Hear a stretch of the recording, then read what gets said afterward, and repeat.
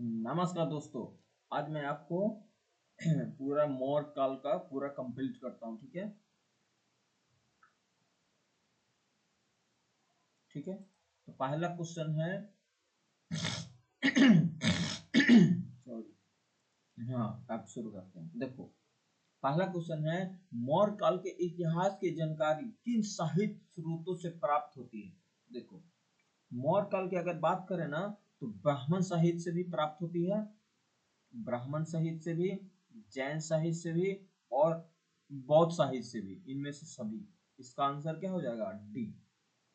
देखो, जो मौर्य काल है ना, मौर्य काल, मौर्य साम्राज्य की अगर जानकारी की बात करो, तो इसमें से बहुत सारे शासक हुए, बहुत सारे शासक हुए। जैसे ब्राह्मण साहित्य, ब्राह्मण साहित्य का आप देखोगे, ब्राह्मण साहित्य, तो इसमें एक बुक है चाणक्य का कौटिल्य।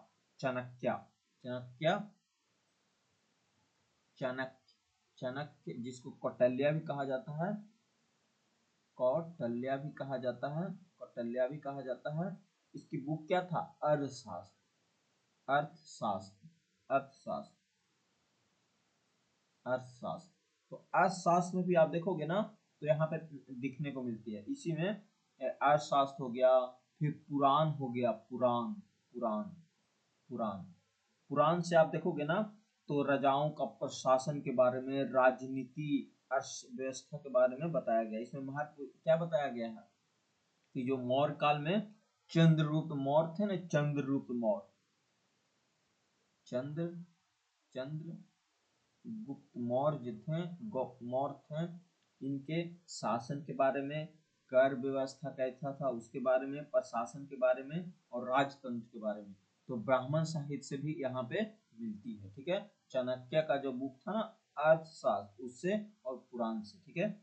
जैन साहित्य की अगर बात करें, तो चंद्रगुप्त मौर्य से संबंधित जानकारी जैन ग्रंथ से भी मिलती है। जैन ग्रंथ में क्या हुआ था, एक आपको बात है कि जो चंद्रगुप्त मौर्य जो थे ना, वो जैन धर्म की ओर ज्यादा झुकाव हुए। और आपको याद होगा कि श्रवण श्रवण श्रवण श्रवण बेल गोला, श्रवण बेल गोला, श्रवण बेल गोला में क्या हुआ, वो अपना जीवन त्याग दिए। तो यहाँ से भी इनको मिलती है। ठीक है। बौद्ध साहित्य में देखोगे ना, तो बहुत बौद्ध साहित्य से दीपवंश, महावंश, अशोक के बारे में बहुत सारी जानकारियां मिलती है। बौद्ध परिषद कैसे हुआ, नीति धर्म का प्रचार कैसे किया गया, इसलिए सबसे अधिक जानकारी देखोगे तो बौद्ध साहित्य से मिलती है। अगर देखोगे ना, बौद्ध धर्म में सबसे ज्यादा बौद्ध साहित्य से मिलती है, इसलिए इनका सभी का आंसर सही होगा। ठीक है, इनमें सभी होगा। ठीक है।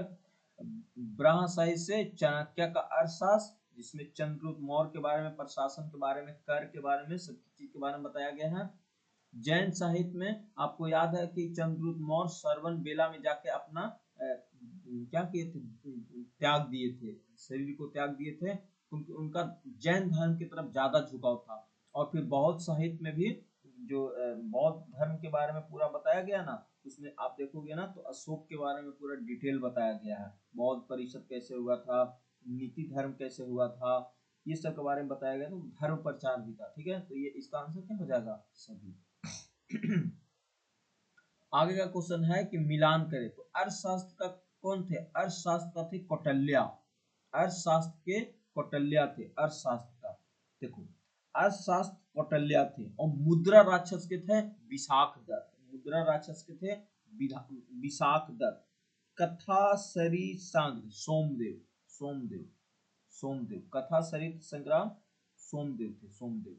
और बृहद, बृहद कथा जामरी, बृहद कथा जामरी क्या, कौन था? ये था ब्राह्ममिहिर, ब्राह्ममिहिर। और महाभस, महाभस के थे पतंजलि, पतंजलि, पतंजलि।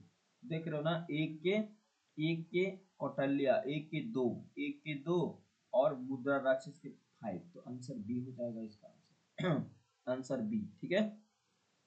अर्थशास्त्र, देखो अर्थशास्त्र एक एक करके समझते हैं, एक एक करके समझते हैं। देखो, अर्थशास्त्र जो है ना, वो चंद्रगुप्त मौर्य के प्रधानमंत्री थे। जो चंद्रगुप्त मौर्य के प्रधानमंत्री थे, कौन? कौटिल्य, कौटिल्य, कौटिल्य जो थे, कौटिल्य जो थे, वो अर्थशास्त्र के, सॉरी अर्थशास्त्र नहीं, चंद्रगुप्त मौर्य के, चंद्रगुप्त मौर्य के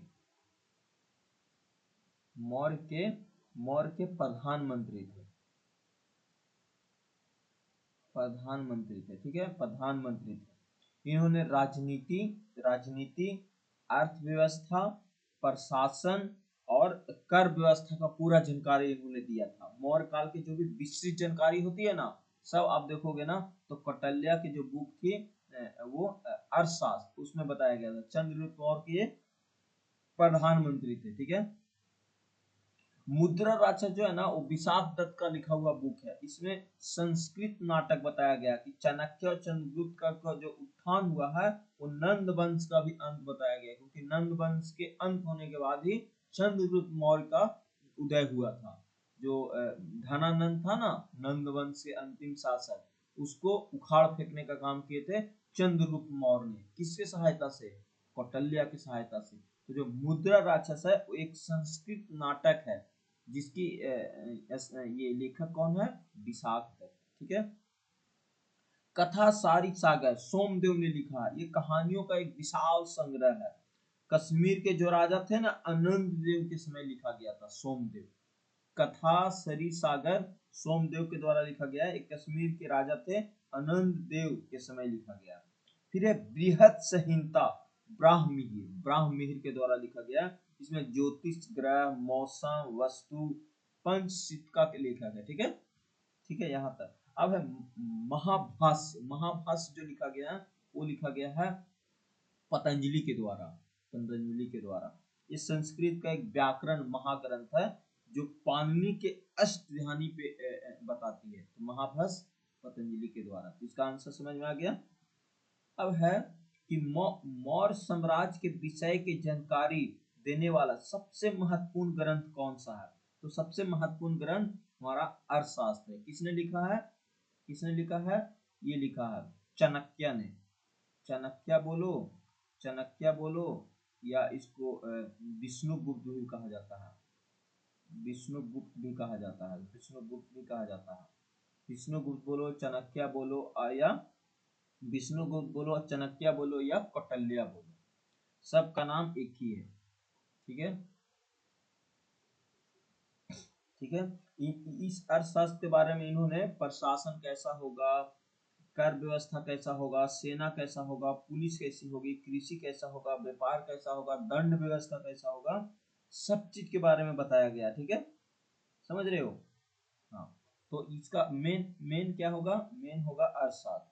मुद्रा राक्षस किसका है? विशाख दत्त अभी हम लोगों ने पढ़ा, विशाख दत्त का, ठीक है।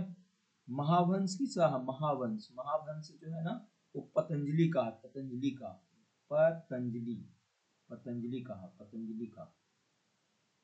का, ठीक है। तो यहाँ तक क्लियर हो गया अच्छे से। आगे चलते हैं। अगला है कि मौर्य प्रशासन के विषय की जानकारी देने वाला सबसे महत्वपूर्ण ग्रंथ कौन सा है? तो सबसे महत्वपूर्ण ग्रंथ है मौर्य प्रशासन के विषय की जानकारी देने वाला सबसे महत्वपूर्ण ग्रंथ कौन सा है? तो सबसे महत्वपूर्ण ग्रंथ है हमारा अर्थशास्त्र। यही तो पीछे था क्वेश्चन। हाँ, यही है कि मौर्य प्रशासन को विषय की जानकारी देने वाला सबसे महत्वपूर्ण ग्रंथ है हमारा अर्थशास्त्र। मुद्रा राक्षस किसका है? विशाख दत्त। मुद्रा राक्षस किसका है? विशाख दत्त का। महावंश किसका है? पतंजलि का, ठीक है। यहाँ तक क्लियर हो गया? समझ में आ गया? यहाँ तक क्लियर हो गया होगा भाई, ठीक है। अगला क्वेश्चन करते हैं। देखो ये मौर्य काल जो है ना, इसको पूरा डीप में पढ़ लेंगे एमसीक्यू की सहायता से ना, तो आपको सारा चैप्टर्स का रिवीजन हो जाएगा, टेंशन फ्री हो जाओगे फिर आप, क्योंकि एग्जाम में यहाँ से 2 से 3 क्वेश्चन फिर से आएंगे, ठीक है।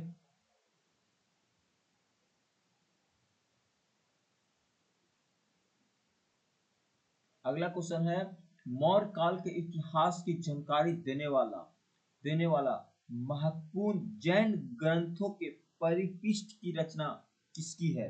देखो, जो मौर्य काल का इतिहास की जानकारी है ना, प्रमुख ग्रंथ वो दिए हैं हेमचंद्र ने। हेमचंद्र ने। आप कहोगे सर हेमचंद्र कौन थे? तो हेमचंद्र जो थे बताते हैं हेमचंद्र कौन थे। देखो ये जो है ना, परिवृष्ट पर्व का मतलब क्या होती है? परिवृष्ट पर्व, परिवृष्ट पर्वन। परिवृष्ट पर्वन का मतलब होता है, ये जैन साहित्य का एक महत्वपूर्ण ग्रंथ है। ये 12वीं शताब्दी में महान जैन विद्वान कौन लिखे थे? आचार्य हेमचंद्र के द्वारा लिखा गया था। ये जो बुक है, ये बुक जो है परि परि परिशिष्ट परिशिष्ट जो बुक है, परिशिष्ट पर्व बुक जो बुक है, ये लिखा गया था किनके द्वारा? आचार्य आचार्य आचार्य हेमचंद के द्वारा।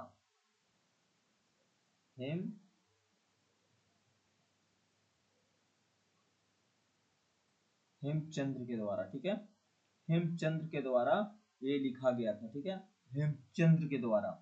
इन्हें पता है चंद्रगुप्त मौर्य के बारे में, जैन धर्म के बारे में, भद्रभाव से संबंधित जानकारी मिलती है। जो चंद्रगुप्त मौर्य के जो श्रवण बेला गोला का जाने का भी उल्लेख यहीं से मिलता है, ठीक है। परिवृष्ट पर्वन मौर्य काल के इतिहास की जानकारी देने वाला प्रमुख जैन ग्रंथ। परिविष्ट वर्मन की रचना किसने की है? तो ये हेमचंद्र ने की है। और प्रशासन की अगर बात करें तो अर्थशास्त्र किसके द्वारा लिखा गया था? चाणक्य के द्वारा, चाणक्य के द्वारा लिखा गया था, ठीक है। तो ये ध्यान रखना है, ठीक है, समझ रहे हो ना। इसके आंसर क्या हो जाएगा? बी। बी। विशाख दत्त द्वारा क्या लिखा गया? विशाख दत्त द्वारा लिखा गया है मुद्रा राक्षस। मुद्रा राक्षस, मुद्रा मुद्रा राक्षस द्वारा लिखा गया है ना, ठीक है। देखो एक ऑप्शन है भद्रभाव। भद्रभाव एक जैन मुनि थे, जैन मुनि थे, जो चंद्रगुप्त मौर्य के गुरु की विनती परिवृष्ट की रचना नहीं की है। देखो ये एक है महाभाष्य। महाभाष्य जो है ना, पतंजलि की रचना की है। पतंजलि ये पूछ देता है तो पतंजलि की रचना किसने किया है? तो महाभाष्य ने किया है। ये संस्कृत व्याकरण पर महान ग्रंथ है। मौर्य काल के जो वशिष्ठ जानकारी तो यहाँ से नहीं देता है, इसलिए ये भी ऑप्शन नहीं होगा। विशाख दत्त के बारे में तो आपको मैंने बताया, ये प्रसिद्ध नाटकर है जो मुद्रा राक्षस की रचना किया है, ठीक है। तो इसका आंसर क्या हो जाएगा? हेमचंद, ठीक है। अगला क्वेश्चन है कि मालवा, गुजरात और महाराष्ट्र को निम्नलिखित में से किस शासक ने पहली बार जीता था? तो देखो ये जीता था विक्रमादित्य। विक्रमादित्य किसने जीता था? ये जीता था विक्रमादित्य, विक्रमादित्य, सॉरी चंद्रगुप्त मौर्य ने जीता था। विक्रमादित्य ने, चंद्रगुप्त मौर्य ने जीता था। मालवा का, गुजरात का, महाराष्ट्र को निम्नलिखित में किस शासक ने पहली बार जीता था? चंद्रगुप्त मौर्य ने जीता था। देखो मालवा, गुजरात और जो महाराष्ट्र के क्षेत्र था ना, पहली बार उज्जैन के चंद्रगुप्त मौर्य ने जीता था, ठीक है। हर्षवर्धन उस देखो एक समझ रहे हो ना, इसका आंसर क्या हो जाएगा? चंद्रगुप्त मौर्य, समझते हैं, ठीक है। इसका आंसर क्या हो जाएगा? डी हो जाएगा। यहाँ तक क्लियर है ना आप लोग भाई? तो देखो पहली बार जीतने का काम यही ने किए थे, और लोग भी जीते थे, लेकिन पहली बार इन्होंने ही जीता था, ठीक है। मालवा का, गुजरात का, महाराष्ट्र का, सबको इन्होंने जीत लिया था, ठीक है। समझ में आ गया यहाँ तक? आगे चलते हैं। आगे का क्वेश्चन है, आगे का क्वेश्चन है इंडिका पुस्तक किसने लिखा है? पहले इसका एक्सप्लेन कर देते हैं पूरा डिटेल से। देखो ये तो समझ में आ गया ना कि 5 का इसका आंसर डी होगा, डी होगा, ठीक है। लेकिन आंसर चंद्रगुप्त मौर्य नहीं होना चाहिए, विक्रमादित्य होना चाहिए, विक्रमादित्य। इसका आंसर की बात करते हैं, रुको। देखो इसका नाम जो है ना, चंद्रगुप्त द्वितीय नहीं जीता था पूरा लगभग गुजरात, मालवा, महाराष्ट्र का भाग। इस ऑप्शन पे हम थोड़ा सा डाउट है, इसकी मैं बाद में बात करूंगा, ठीक है, इसकी मैं बाद में बात करूंगा, ठीक है। क्या हुआ था ना कि गुप्त साम्राज्य उसमें चरम सीमा पर था। हर्ष क्या था? हर्ष तो ये एक ऑप्शन है हर्षवर्धन।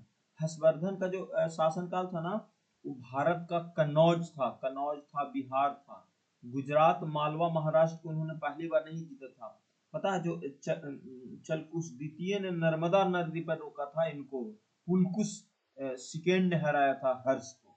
और संकनन गुप्त जो थे वो महान महागुप्त शासक थे, इन्होंने हुनों से मुकाबला किया था। ये जो संकनन गुप्त है, संकनन गुप्त, ये हुनों से मुकाबला किए थे। ये गुजरात, महाराष्ट्र और मालवा पर पहली बार विजय स्थापित नहीं किया था, इसलिए गलत है। चंद्रगुप्त मौर्य की बात करें तो उन्होंने भारत के बड़े भाग का तो अधिकार किया, लेकिन गुजरात, मालवा, महाराष्ट्र को पहली बार नहीं जीता।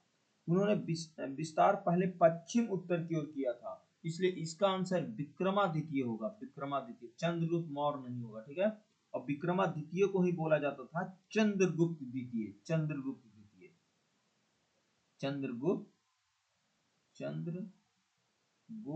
चंद्रगुप्त द्वितीय, चंद्रगुप्त द्वितीय, चंद्रगुप्त द्वितीय, ठीक है। इन्हीं का नाम विक्रमादित्य उपाधि दिया था। इन्होंने ही मालवा, गुजरात और महाराष्ट्र को पहली बार जीता था, चंद्रगुप्त मौर्य ने नहीं जीता था। देखो हर्षवर्धन, देखो उस समय था ना चंद्रगुप्त द्वितीय गुप्त काल की बात हो रही है। उस समय में क्षेत्र थे, उज्जैन थे, मालवा था, महाराष्ट्र के भाग था, विजय पर प्राप्त की थी और इनकी उज्जैन राजधानी बनाया था, ठीक है। इनके काल में गुप्त साम्राज्य जो थी ना, वो चरम सीमा पर थी, ठीक है। इनके सांस्कृतिक विकास हुए थे, इसीलिए इनको विक्रमादित्य। हर्षवर्धन नहीं, हर्षवर्धन ने क्षेत्र जो था ना, इसका हर्षवर्धन का क्षेत्र था वो भारत के कन्नौज था, बिहार था और पंजाब था। ये मालवा इसमें नहीं जीता था। इन्होंने ही चालकुश द्वितीय को नर्मदा पर रोका था, पुलकुश सेकेंड ने हराया था इसको, ठीक है। फिर है संकनन गुप्त जो है ना, ये महागुप्त शासक है। इनका शासनकाल 455 से 467 रहा। ये हुनों से मुकाबला किया इन्होंने इन्होंने नहीं किया है, ठीक है। चंद्रगुप्त मौर्य की बात, तो इसका आंसर क्या हो जाएगा, विक्रमादित्य सही आंसर माना जाएगा। इंडिका का पुस्तक किसने लिखा, इंडिका का मेघनिस्त ने लिखा है। इंडिका, इंडिका का जो रचना किया गया है मेघनिस्त के द्वारा किया गया, ठीक है, मेघनिस्त के द्वारा, समझ रहे हो। बहुत अच्छा बुक है ये एक विदेशी बुक है, विदेशी बुक, विदेशी रचना के द्वारा किया गया, ठीक है। इसके बारे में हम लोग थोड़ा सा जान लेते हैं।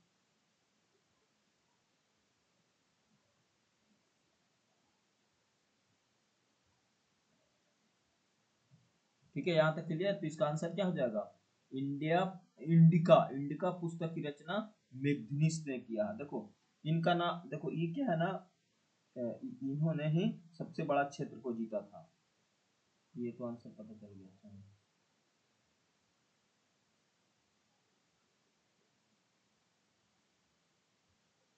आगे चलते हैं।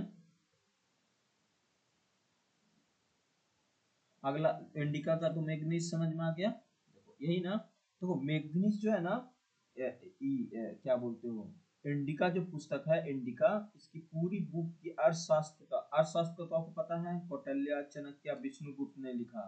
ये पूरी प्रशासन के बारे में बताया गया है, लेकिन इंडिका का पुस्तक का बात मैग्नीज ने लिखा, ठीक है। यहाँ तक क्लियर हो गया होगा। ये सबको मैं हटा देता हूँ।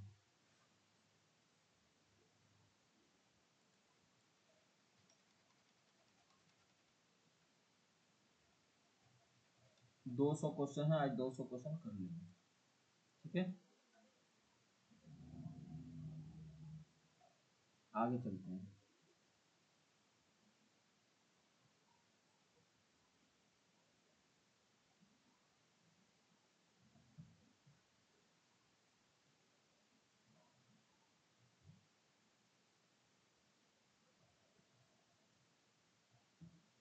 आगे है, ये तो हो गया।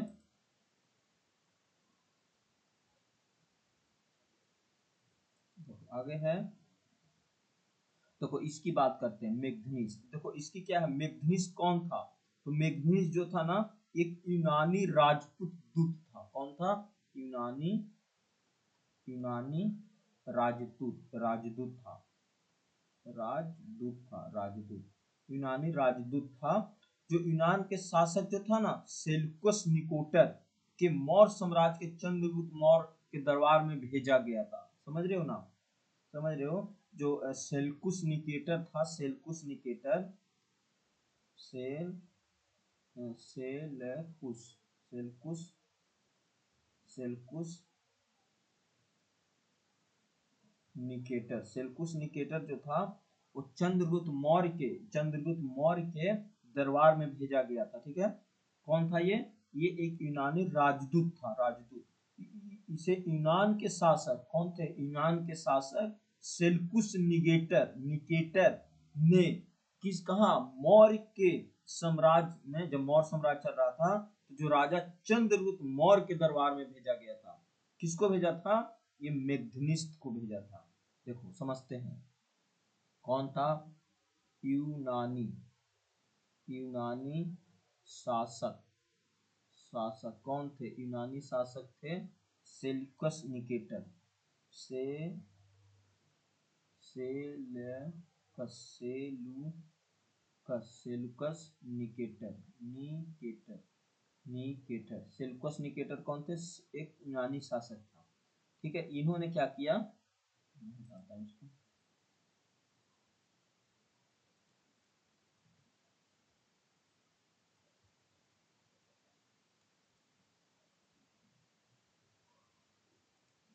इन्होंने क्या किया, मेगधनिस्ट को भेजा, मेगधनिस्ट मेगधनिस्ट को भेजा। ये कौन था, ये एक राजदूत था, राजदूत था। ठीक है, किस कहाँ का, यूनानी राजदूत था। कहाँ भेजा इसको, इसको भेजा मौर्य साम्राज्य, मौर्य साम्राज्य के जो राजा थे कौन, चंद्रगुप्त मौर्य,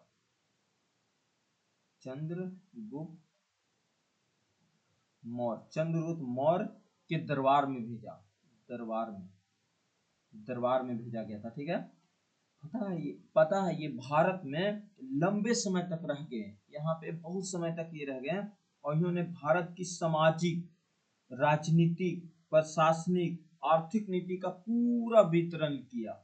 फिर इन्होंने ही एक पुस्तक लिख दिया जिसका नाम था इंडिका। ठीक है, इस पुस्तक में भारत में लिखी गई पहली विदेशी पुस्तक है, यह पुस्तक भारत में लिखी गई पहली विदेशी पुस्तक है। ये विदेशी पुस्तक है, विदेशी पुस्तक। ठीक है, विदेशी पुस्तक है। इन्होंने मौर्य साम्राज्य, समाज, संस्कृति, धर्म, व्यापार, कृति के बारे में पूरा विवरण किया है। ठीक है, समझ रहे हो ना, और ये समाज को 7 भाग में बांटे थे, समाज को 7 भाग में इन्होंने बांट दिया था। ठीक है, पूछा जाता है मेगधनिस्ट ने समाज को कितने भागों में बांटा था, 7 भागों में बांटा था, 7 भागों में। यहाँ तक क्लियर है। देखो जस्टिन जो है ना, जस्टिन बुक नहीं लिखा, तो यहाँ तक आंसर समझ में आ गया ना। इंडिका का कौन लिखा है, मेगधनिस्ट।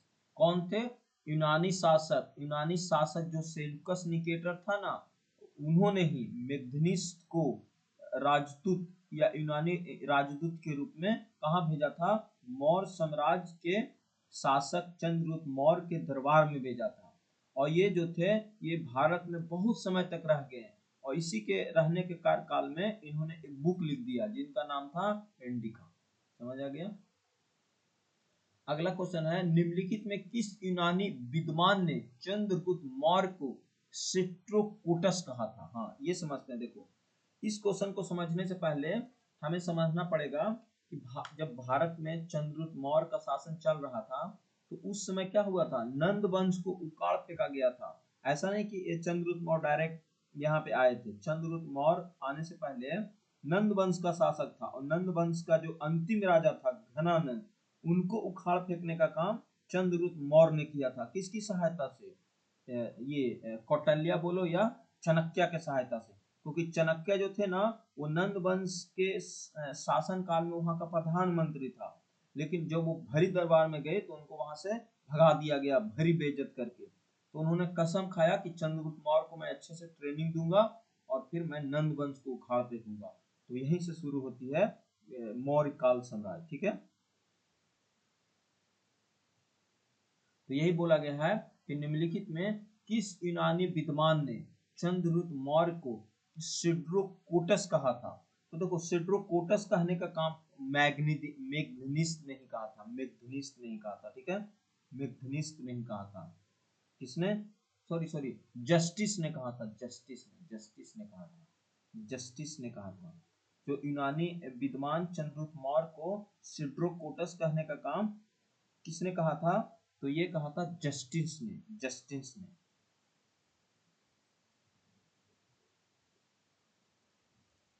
ठीक है, यहां तक क्लियर? नहीं, चंद्रगुप्त मौर्य को सिट्रोकोटस कहा था। रुको जी, सिट्रोकोटस, एक सेकेंड बुक निकालता हूँ।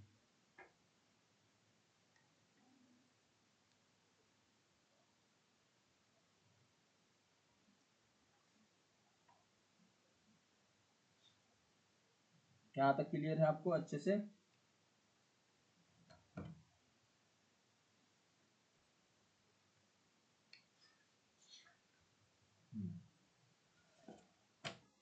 यहाँ तक क्लियर है ना? जस्टिस ने कहा था, जस्टिन ने कहा था, जस्टिन आदि यूनानी ने विद्वानों को चंद्रगुप्त मौर्य को सिट्रोकोसस कहा था। कौन कहा था? जस्टिन ने कहा था, ठीक है, जस्टिन्स ने कहा था, ठीक है, जस्टिन्स ने। इसका आंसर क्या हो जाएगा? Justin, answer A. देखो जस्टिन जो था ना, जस्टिन जो था एक यूनानी विद्वान थे। इन्होंने चंद्रगुप्त मौर्य को सिट्रोकोसस कहा था और सर्वप्रथम विलियम जोन्स ने ही सिट्रोकोसस की पहचान चंद्रगुप्त से करवाई थी। ये जो था ये विलियम जोन्स ने ही सिट्रोकोसस की पहचान चंद्रगुप्त मौर्य से करवाई थी। विलियम जोन्स कौन थे? William Jones. देखो अगला है ना, सर्वप्रथम किस विद्वान ने सिट्रोकोटस की पहचान चंद्रगुप्त मौर्य से की थी? तो ये किया था विलियम जोन्स ने, विलियम जोन्स ने, ठीक है, विलियम जोन्स ने। समझ आ गया? विलियम जोन्स जो थे, विलियम जोन्स थे, इसी से किया था। तो निम्नलिखित में किस यूनानी विद्वान ने चंद्रगुप्त मौर्य को सिट्रोकोटस कहा था? तो जस्टिस ने कहा था। सर्वप्रथम किस विद्वान ने सिट्रोकोसस की पहचान चंद्रगुप्त मौर्य से की थी? तो विलियम जोन्स ने की थी, ठीक है, यहां तक क्लियर? अब आगे चलते हैं। निम्न में सही कथन का चयन कीजिए, सही कथन का चयन कीजिए। कह रहा मेग्निस जो है वो सेल्कुस निकेटर का राजदूत था। बिल्कुल था, बिल्कुल था।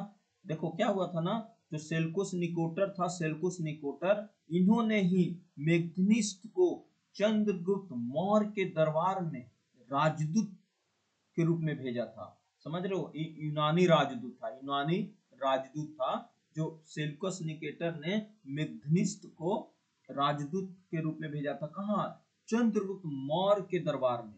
और इसी समय इन्होंने एक बुक भी लिखा था, इंडिका, इंडिका बुक लिख दिया था। तो ये तो बात सही है। मेग्निस्ट ने अशोक के दरबार में आने वाले प्रथम यूरोपीय दूत था। नहीं, अशोक के दरबार में नहीं आए थे, चंद्रगुप्त मौर्य के दरबार में आए थे, चंद्रगुप्त मौर्य के दरबार में, ठीक है, चंद्रगुप्त मौर्य के दरबार में आए थे। तो ये गलत है। मेग्निस्ट ने अपनी पुस्तक इंडिका में भारतीय समाज को 7 वर्गों में विभाजित किया था। तो बिल्कुल किया था। तो इसका 1 और 3 हो जाएगा, ऑप्शन ए और सी हो जाएगा, ठीक है, 9 का आंसर ए और सी हो जाएगा। देखो ये जो था ना, प्रथम यूरोपीय दूत नहीं था, यूनानी दूत था। पहले तो यूनानी दूत था, यूनानी दूत था। दूसरी बात है कि अशोक के दरबार में नहीं आया था, ये चंद्रगुप्त मौर्य के दरबार में आया था, चंद्रगुप्त मौर्य के दरबार में आया था। तो ये भी पूरी तरीका से ऑप्शन गलत जा रहा है, ठीक है। तो ये हो गया, समझ में आ गया? यहाँ तक क्लियर है? यहाँ तक आपको क्लियर होना चाहिए कि जो है ना, पूरी तरीका से देखा जाए तो आंसर सही माना जाएगा ऑप्शन सी को, ठीक है। आगे चलते हैं। देखो यहां तक हम लोगों ने ये सिट्रोकोसस किसने कहा था? जस्टिस ने कहा था। सर्वप्रथम किस विद्वान ने ही सिट्रोकोसस की पहचान चंद्रगुप्त से की थी? तो विलियम जोन्स ने की थी। कहा नहीं था, किया, सिर्फ पहचान किया था। पहचान करना और कहना अलग चीज होती है। तुमने किसी को बोल दिया कि वो बहुत तेज है, लेकिन आपने बोल नहीं पाया कि वो तेज है या नाम नहीं दे पाया, तो विलियम जोन्स ने कहा था। ठीक है, अगला है अशोक के कुल कितने अभिलेख अभी तक प्राप्त हुए हैं? देखो, अशोक की अगर बात करें तो अभी तक 40 अभिलेख प्राप्त हो चुके हैं। इस काल के पुरातत्व साक्ष्यों में अशोक के अभिलेख अत्यधिक महत्वपूर्ण है। इसके अशोक के शासनकाल की समस्त जानकारियां भी मिलती है। अशोक के 40 से अधिक अभिलेख कहाँ कहाँ? भारत में, भारत में, पाकिस्तान में, पाकिस्तान में और अफगानिस्तान में, भारत में, पाकिस्तान में और अफगानिस्तान में विभिन्न भागों में प्राप्त हुए हैं। ठीक है, जैसे सबसे अगर देखा जाए तो जो 40 अभिलेख आपसे पूछा जाएगा कि अशोक के कुल कितने अभिलेखों पर अभी तक प्राप्त हुए हैं, तो 40। निम्नलिखित किस देश से अशोक का कोई अभिलेख प्राप्त नहीं हुआ? तो देखो, अशोक के अभिलेख के अतिरिक्त एक शक महापत रुद्र दामन जूनागढ़ गिनार अभिलेख से मौर्य के इतिहास की जानकारी प्राप्त होती है। जो जूनागढ़ है ना, जूनागढ़ गुजरात में है। जूनागढ़ गुजरात में, यहाँ से पता है अभिलेख की मौर्य इतिहास के विषयों की पूरी जानकारी मिलती है। समझ रहे हो, पूरी जानकारी यहाँ से मिलती है। तो देखा जाए तो और मौर्य इतिहास की जो जानकारी काली पॉलिश और मृतदान चांदे तांबे जैसे मिलती है। तो इसमें से ये पूछा गया है कौन सा देश से अभी किसी भी अभिलेख का प्रमाण नहीं मिला है? तो ये मिला है श्रीलंका से। श्रीलंका से किसी भी तरीका का कोई भी अभिलेख या शिलालेख प्राप्त नहीं हुआ है। अफगानिस्तान से हुआ है, पाकिस्तान से भी हुआ है और नेपाल से भी हुआ है, और भारत से तो हुआ ही है। ठीक है, समझ रहे हो ना? हाँ, तो इसका आंसर क्या हो जाएगा? श्रीलंका। श्रीलंका से अभी तक कोई नहीं मिला। देखो, अगर पुरातात्विक साक्ष्य की बात करें ना, तो जूनागढ़ जो गिनार अभिलेख है ना, ये है गुजरात में। फिर है काली पॉलिश वाला मृत भान, फिर भवन, स्तूप, गुफा, मुद्रा, आधत, पंचमा, ये सब से इनका विदेशी स्रोत से मिला है। ठीक है, कह रहा है मौर्य साम्राज्य के इतिहास की जानकारी महत्वपूर्ण स्रोत क्या है? अगर मैं बात करूं इतिहास की जानकारी की मैं बात करूं तो ये जूनागढ़ से मिला, जूनागढ़ अभिलेख से जो अशोक के अभिलेख के अतिरिक्त शक और महापत रुद्रदामन जो थे ना, रुद्रदामन, ये जो थे रुद्रदामन जो थे ना, यही हुनों के आक्रमण से रुके थे। और ये गुजरात की बात कर रहा है, गुजरात में ये है जूनागढ़। तो यहाँ से मौर्य इतिहास की जानकारी बहुत अच्छा से मिलती है। ठीक है, सॉरी इतिहास की बात हो रही है ना, तो ये आंसर हो जाएगा इसका ए। सॉरी, अशोक के अभिलेख से, अशोक के अभिलेख से सबसे ज्यादा मिलती है, अशोक के अभिलेख से। ठीक है, अशोक के अभिलेख से सबसे ज्यादा मिलती है हमारा मौर्य वंश के इतिहास की जानकारी। ठीक है, जो अशोक के अभिलेख के अतिरिक्त जो है ना, अशोक के अभिलेख से सब देखो मिलती तो है सबसे, अशोक के अभिलेख से सबसे ज्यादा जानकारी मिलती है, लेकिन जूनागढ़ से भी मिलती है, अर्थशास्त्र से भी मिलती है, मुद्रा राजा से नहीं, मौर्य वंश के जो जानकारी महत्वपूर्ण स्रोत क्या है? सबसे महत्वपूर्ण स्रोत अशोक के अभिलेख को माना जाएगा। जूनागढ़ का भी लेख भी है, जूनागढ़ का भी अभिलेख को हम मान सकते हैं, लेकिन अशोक के अभिलेख को इसलिए मानेंगे ना कि इन्हीं के काल में बहुत संगतियां भी हुई थी, मतलब बहुत संगतियां इन्होंने करवाया था, फिर इन्होंने ही बहुत सारे बातें की थी। तो ज्यादा महत्वपूर्ण हमें ये अशोक के अभिलेख सबसे इम्पोर्टेंट इस स्रोत में माना जाएगा। ठीक है, समझ रहे हो? यहाँ तक क्लियर?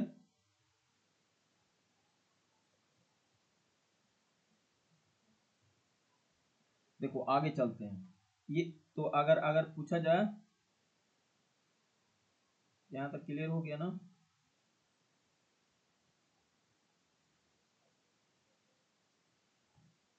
तो इसका आंसर क्या हो जाएगा? इसका आंसर हो जाएगा ए।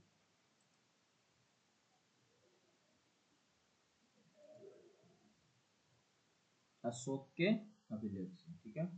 देखो अशोक के अभिलेख की बात करें ना, क्यों सही क्यों सबसे पहले बात करेंगे। देखो सब जगह से मिला, आर्य शास्त्र से इनको जानकारियां मिली है, जूनागढ़ से भी मिला है लेकिन सबसे महत्वपूर्ण की अगर हम बात करेंगे ना तो अशोक पे जाएंगे। क्यों जाएंगे समझते हैं। जो अशोक के अभिलेख की मौर्य के सबसे महत्वपूर्ण इसलिए है कि अशोक की नीति के बारे में बताया गया है, प्रशासन के बारे में बताया गया है, धर्म नीति कैसा था, जनजीवन कैसा था, इनका विस्तार कैसा था, सामाजिक सुधार कैसा था। तो सबसे ज्यादा मुख्य स्रोत की अगर बात करें ना तो अशोक के अभिलेख पे ही जाएंगे, एकदम सबसे ज्यादा मुख्य स्रोत। जो देखो जूनागढ़ का अभिलेख से भी मिला है, लेकिन जूनागढ़ का जो अभिलेख है ना वो शक शासक कौन थे? रुद्रदामन, रुद्रदामन, रुद्र जो दामन थे ये बनवाए थे। इन्होंने ही सुदर्शन झील का भी निर्माण करवाया था, और मौर्य काल में चंद्रगुप्त मौर्य अशोक के समय ये बना गया था, ठीक है। इतना जानकारी यहाँ नहीं मिलता। अर्थशास्त्र के बारे में आपको पता होना चाहिए। अर्थशास्त्र किसने लिखा है? कौटिल्य ने लिखा है, मतलब कौटिल्य, चाणक्य या विष्णुगुप्त में लिखी गई है। ये चंद्रगुप्त मौर्य काल में लिखी गई रचना है। इसमें ही प्रशासन, कर, सेना और अर्थव्यवस्था का न्याय मिलता है। लेकिन मौर्य काल का सबसे ज्यादा प्रमुख स्रोत अशोक के अभिलेख है, ठीक है। मुद्रा राक्षस, मुद्रा राक्षस जो है विशाख दत्त द्वारा लिखा गया एक नाटक है, नाटक है ये एक नाटक है जो चंद्रगुप्त मौर्य की सत्ता प्राप्ति, जैसे चाणक्य और नंदों की संघर्षों के बारे में थोड़ा सा ये विवरण देता है। ये साहित्य रचना है, ऐतिहासिक तथ्य थोड़ा कम है एज कंपेयर टू अशोक अभिलेख से, इसलिए हमें सबसे प्योर आंसर माना जाएगा कौन? अशोक के अभिलेख, ठीक है। मेघनीस ने भारतीय समाज को कितनी श्रेणियों में विभाजित किया है? तो 7 श्रेणियों में, सात श्रेणियों में विभाजित किया है, ठीक है। मेघनीस जो है, मेघनीस की बुक कौन था? इंडिका। ये कौन था?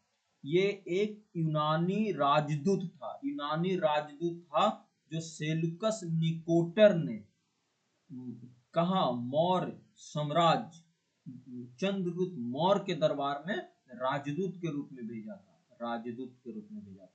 और जैसे ही राजदूत के रूप में जब भेजा था इनको, तो पता है ये इंडिका पुस्तक लिखा था। भारत में बहुत समय तक इन्होंने रहे थे, और इन्होंने भारतीय समाज को ही 7 वर्गों में बांट दिया था, ठीक है। मौर्य साम्राज्य की स्थापना किस शताब्दी में हुई है? तो 4वीं शताब्दी में माना जाता है। 4वीं शताब्दी मगध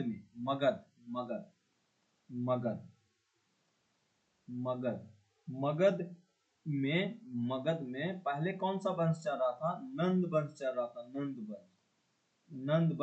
था। नंद वंश के शासक कौन थे? धनानंद। ये बहुत खराब शासक थे। धनानंद जो थे शासक है, शासकों से पलता कि धनानंद एक बहुत ही क्रूर और अत्याचारी शासक था। मगध में नंद वंश के राजा या शासक धनानंद काफी क्रूर और अत्याचारी शासक था, ठीक है। तो इन्होंने ही 4वीं शताब्दी में मौर्य की स्थापना का शताब्दी हुई थी, ठीक है। क्या हुआ था? मौर्य वंश के संस्थापक कौन थे? तो चंद्रगुप्त मौर्य थे। मौर्य वंश के संस्थापकों की बात करें तो चंद्रगुप्त मौर्य ने ही अपने राजगुरु किसके हेल्प से? चाणक्य के हेल्प से ये जो नंद वंश है ना, नंद वंश, इसको उखाड़ फेंक दिया, और फिर मौर्य वंश की स्थापना किया। और इसकी राजधानी कहाँ था? इसकी राजधानी था पाटलिपुत्र था, ठीक है। यहाँ तक क्लियर हो गया। यही बोला गया है, निम्न में किस वंश के शासक ने धनानंद को पराजित कर चंद्रगुप्त मौर्य ने मगध में मौर्य वंश की स्थापना किया था? तो ये किया था नंद वंश के शासक कौन थे? धनानंद थे। धनानंद काफी आशिकाना क्या बोलते हैं उसको, बहुत ही क्रूर और मानो ना तो अत्याचारी शासक था।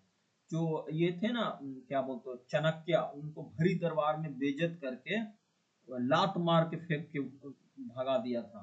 तो फिर चाणक्य ने ही कसम खाया था कि धनानंद को हम उखाड़ फेंकेंगे।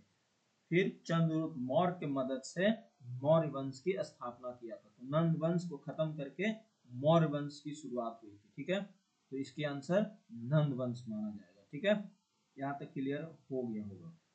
आगे चलते हैं। 16 क्वेश्चन, 16 क्या बोलते हैं, बहुत सारे क्वेश्चंस करने हैं। ठीक है, यहाँ तक क्लियर हो गया। जो और इसकी देखो नंद वंश की जब स्थापना हुआ था ना, तो उस समय इसकी राजधानी पाटलिपुत्रा थी। पाटलिपुत्रा थी। ठीक है, पाटलिपुत्रा थी। तो यही है कि निम्न में किस, ये तो समझ में आ गया, नंद वंश हो गया। धनानंद को पराजित कर चंद्रगुप्त मौर्य ने मगध में मौर्य साम्राज्य की, मौर्य वंश की स्थापना किया था। मौर्य वंश, नंद वंश को हटाकर नंद वंश के जो राजा थे ना, धनानंद, धनानंद, धना धना नंद, धनानंद बहुत ही क्रूर शासक था, क्रूर और अत्याचारी शासक था। मौर्य साम्राज्य की राजधानी कहाँ थी? तो पाटलिपुत्रा था, पाटलिपुत्रा। मौर्य साम्राज्य की राजधानी कहाँ थी? उस समय पाटलिपुत्रा थी। जब मौर्य साम्राज्य की स्थापना चंद्रगुप्त मौर्य ने किया तो उसकी राजधानी पाटलिपुत्रा थी। चंद्रगुप्त मौर्य के राजनीतिक गुरु कौन थे? तो यही थे चाणक्य। चाणक्य थे, चाणक्य, समझ रहे हो ना? जो राजनीतिक गुरु चंद्रगुप्त मौर्य के जो प्रथम राजा माना जाता है और संस्थापक माना जाता है। इनका माता का नाम पता है? नूर था। देखो माता का नाम, माता का नाम था नूर। नूर, माता के नाम था नूर, जो संस्कृति का अर्थ होता है मौर्य, इसलिए मौर्य वंश पड़ा। ठीक है, मौर्य वंश के शासक जिस वर्ण के थे ना, इतिहासकारों का मतभेद है। चंद्रगुप्त मौर्य मेरिय क्षत्रिय कहा जाता है, लेकिन इसका कोई प्रमाणिक स्रोत अभी तक नहीं मिला है। ठीक है, देखो कहा जाता है ना कि जो देखो चंद्रगुप्त मौर्य एक ऐसे शासक थे जिनका कोई वंश का तो पता नहीं चलता है। ये बहुत ही अच्छे शासक थे। इनको लड़ाई झगड़ा से कोई नाता नहीं था। ये प्यार से मोहब्बत से रहना सिखाते थे ना। कोई हर धर्म के लोगों से इनका प्यार था चंद्रगुप्त मौर्य का। और ये बहुत अच्छे शासक थे। और ये बिना लड़ाई झगड़ा के ये सारे जगह जीत लिए थे। दक्षिण से पश्चिम से उत्तर तक सारे जगह जीत लिए थे। देखा जाए तो इतिहास में चंद्रगुप्त मौर्य एक स्वर्णों में लिखा जाएगा, लेकिन इनकी इतना चर्चा नहीं किया जाता है। और ज्यादा किया जाता है किसका? अशोक का। ठीक है, समझ में आया? तो मौर्य साम्राज्य के नाम किनके नाम पर पड़ा था? तो चंद्रगुप्त के जो माता थे ना, माता माता मूर, मूर, इनके नाम पे ही मौर्य साम्राज्य पड़ा था। मौर्य साम्राज्य, साम्राज्य पड़ा गया था। जो इनकी माता को, पिता का नाम के बारे में कोई चर्चा नहीं चलता, क्योंकि पिताजी के बारे में किस वंश के थे, ओरिजिनल किस वंश के थे, विवाद है। इतिहास में अभी तक इतिहासकारों ने इनके पुख्ता उल्लेख नहीं खोज पाए हैं। तो इसीलिए विवाद है। और जब विवाद रहती है तो क्वेश्चन एग्जाम में नहीं पूछा जाता है। ठीक है, तो यहाँ तक क्लियर हो गया। ये आंसर हो जाएगा इसका कि चंद्रगुप्त मौर्य के मूर नाम पे थे। यहाँ तक क्लियर। अगला, चंद्रगुप्त मौर्य के राजनीतिक गुरु कौन थे? तो यही चाणक्य थे। राजनीतिक गुरु चाणक्य थे, चाणक्य। इन्होंने ही क्या लिखे थे? अर्थशास्त्र पुस्तक लिखे थे। मौर्य वंश के मौर्य किसके नाम पे पड़ा था? तो चंद्रगुप्त मौर्य के माता के नाम जो था ना, मूर, उनके नाम पे पड़ा था। भारत का मुक्तिदाता किसे कहा जाता है? देखो जब हम लोग बात करते हैं मुक्तिदाता, यहाँ तक क्लियर है ना? तो देखो भारत का अगर मुक्तिदाता की बात करें तो चंद्रगुप्त मौर्य को ही कहा जाता है। चंद्रगुप्त मौर्य को ही मुक्तिदाता कहते हैं। मुक्तिदाता कहा जाता है। क्यों कहा जाता है, इस पे भी हम करते हैं इसका व्यवस्था। व्यवस्था नहीं, मतलब डिटेल समझाते हैं क्यों कहा जाता है। देखो चंद्रगुप्त मौर्य, मैंने बोला ना चंद्रगुप्त मौर्य एक ऐसे शासक थे जिनको सत्य और अहिंसा जैसे गांधीवादी विचार थे। इनको लड़ाई झगड़ा से कोई मतलब नहीं था। ये चाहते थे ना कि सब हमारे हमारे जो भी शासक हैं, मतलब हमारे लोग अच्छे से रहे, हर धर्म के पालन करें। और इनकी जो मम्मी थी ना मूर, वो काफी अच्छी थी, इनको अच्छी परवरिश दी। किनके हेल्प से? चंद्रगुप्त मौर्य को परवरिश देने का काम उनकी माता ने किया। चाणक्य चाणक्य जो थे ना, उन्होंने ही बोला कि मैं इनको अच्छी शिक्षा दूंगा। फिर चाणक्य जो थे ना, चंद्रगुप्त मौर्य को लेके चले गए तक्षशिला, और वहीं पे अच्छी ज्ञान शिक्षा इन्होंने दिया। किस लिए दिया? क्योंकि आपको पता है चंद्रगुप्त मौर्य को एक योद्धा बनाना चाहते थे, और जो नंद वंश के अंतिम शासक तो था ना धनानंद, उसको उखाड़ फेंकने का काम किया, और वाकई में सफल हुआ था। देखो, चंद्रगुप्त मौर्य को भारत का मुक्तिदाता इसलिए कहा जाता है कि चंद्रगुप्त मौर्य का जो शासन काल है ना, वो 322 बीसीई है, 322 बीसीई है, ठीक है। और भारत को विदेशी शासन से मुक्त कराया है, विदेशी शासन से, जो विदेशी शासन है ना, विदेशी शासन, उससे मुक्त कराया है। आप कहोगे विदेशी शासन कैसे? आपको पता है ना कि उस समय उत्तर पश्चिम भारत पर यूनान ग्रीक के शासन का प्रभाव था। उत्तर पश्चिम, देखो उत्तर, ये है नॉर्थ, ईस्ट, वेस्ट और साउथ, तो उत्तर पश्चिम पर, इस एरिया पर देखा जाए तो उस समय भारत पर यूनानी ग्रीक के शासन का प्रभाव था।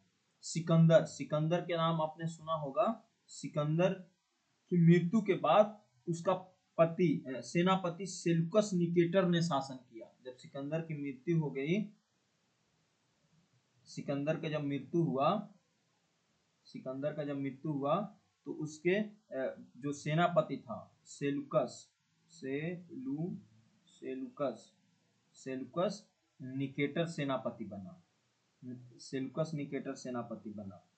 पता है, फिर चंद्रगुप्त मौर्य ने नंद वंश का अंत किया, फिर सेल्यूकस निकेटर को भी पराजित किया, फिर विदेशी प्रभाव से जो भी संगठित भारतीय साम्राज्य की स्थापना किया, और भारत को विदेशी दखल से मुक्त कराने के लिए ही इन्हें भारतीयों का मुक्तिदाता कहा जाता है। समझ रहे हो ना? तो ये बहुत ही इंपॉर्टेंट क्वेश्चन है, समझो। चंद्रगुप्त मौर्य एक ऐसे समय पे राजा बने थे जिस समय नंद वंश का पूरी तरीका से क्रू चल रहा था, नंद वंश का। तो जब नंद वंश का अंतिम शासन धनानंद था, उनको उखाड़ फेंकने का काम भी चंद्रगुप्त मौर्य ने किया। दूसरी बात कि जब देखोगे ना, वेस्ट में और नॉर्थ में, मतलब कहा जाए तो उत्तर पश्चिम में भारत पर यूनानियों का पूरा प्रभाव था। यूनानी जो ग्रीक के शासक थे, उनका प्रभाव पूरा था। उस समय सिकंदर सिकंदर शासक था, सिकंदर शासक जो था ना, उनकी मृत्यु होने के बाद उनका सेनापति सेल्यूकस निकेटर बना, और ये भी चाहते थे कि भारत पे आक्रमण करें। तो फिर क्या किए, ये चंद्रगुप्त मौर्य ने इनको हरा दिया। जब सिकंदर की मृत्यु हुई, उसकी सेनापति सेल्यूकस निकेटर को बनाया गया कि चंद्रगुप्त मौर्य ने ही नंद वंश को तो खत्म किया ही किया, ग्रीक शासक जो सेल्यूकस निकेटर था उसको भी हरा दिया, और फिर जो विदेशी प्रभाव था उसको खत्म करके एक भारतीय साम्राज्य की स्थापना किया। तो इसलिए विदेशी दखल से मुक्त दिलाने के लिए ही भारतीय मुक्तिदाता इनको कहा जाता है, ठीक है।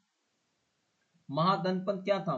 देखो, महादनपद जो है ना, यहाँ पे ऑप्शन में लिखा हुआ, ये नंद वंश के संस्थापक थे, नंद वंश का संस्थापक था, नंद वंश का। तो अगर आपसे पूछा जाए ना कि नंद वंश का संस्थापक कौन था, तो महापन्नंद था, यही था, महापन्नंद था।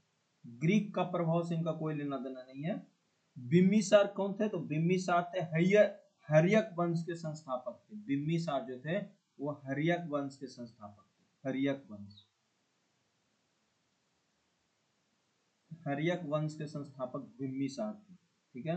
अशोक चंद्रगुप्त मौर्य का पोता था, चंद्रगुप्त मौर्य का पोता, मतलब चंद्रगुप्त मौर्य का बेटा बिम्बिसार और बिम्बिसार का बेटा अशोक, तो अशोक का पोता ही तो हुआ, ठीक है। तो इस तरह से इसका आंसर ये माना जाएगा, ठीक है। प्रथम भारतीय साम्राज्य की स्थापना किसके द्वारा किया गया था? यही किया गया था चंद्रगुप्त मौर्य के द्वारा, चंद्रगुप्त मौर्य के द्वारा किया गया था, ठीक है। मानो ना, चंद्रगुप्त मौर्य प्रथम राजा और संस्थापक था जिनके किया गया था, ठीक है। तो इसका आंसर क्या हो जाएगा? चंद्रगुप्त मौर्य, चंद्रगुप्त मौर्य। यहां तक क्लियर? समझ में आ गया यहाँ तक भाई लोग?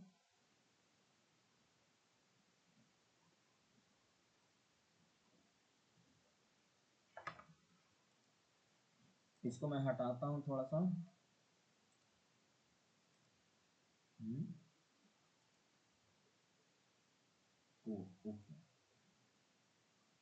आगे चलते हैं, देखो आगे है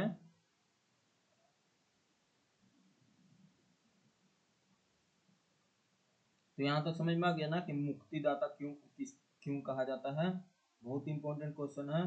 तो कहा जाता नहीं, जानना भी जरूरी है कि हमारे देश में उस समय चंद्रगुप्त मौर्य एक ऐसे शासक थे जिन्होंने बहुत अच्छा से अपने नीति और नियत से पूरे भारत को एकजुट किया था। जैसे आज़ादी के बाद आज़ादी में सरदार वल्लभ भाई पटेल जी की है ना, उसी तरीका से चंद्रगुप्त मौर्य जी का भी काम यही था, एकजुट करना।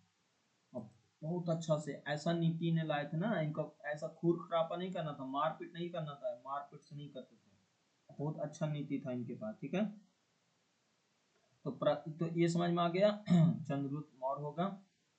ठीक है, तो चंद्रगुप्त मौर्य ने, देखो चंद्रगुप्त मौर्य ने कब 322 ईस्वी में, 322 ईस्वी में नंद वंश को हराकर, नंद वंश को हराकर भारत में पहला विशाल अखिल भारतीय साम्राज्य की स्थापना किया था। वो भी पहला संगठित क्षेत्र था जो चारों तरफ फैला हुआ था। चाणक्य किसके हेल्प से? चाणक्य के हेल्प से। ठीक है, ये कनिष्क जो है ना, कनिष्क ये कुषाण वंश के शासक था, कुषाण वंश के शासक था, कुषाण। आगे पढ़ेंगे हम लोग, कुषाण था, कुषाण के शासक था। ठीक है, हर्षवर्धन जो, ये देखो हर्षवर्धन जो देख रहे हो ना, ये वर्धन, ये उधर का कन्नौज की तरफ चले जाओगे, कन्नौज, कन्नौज।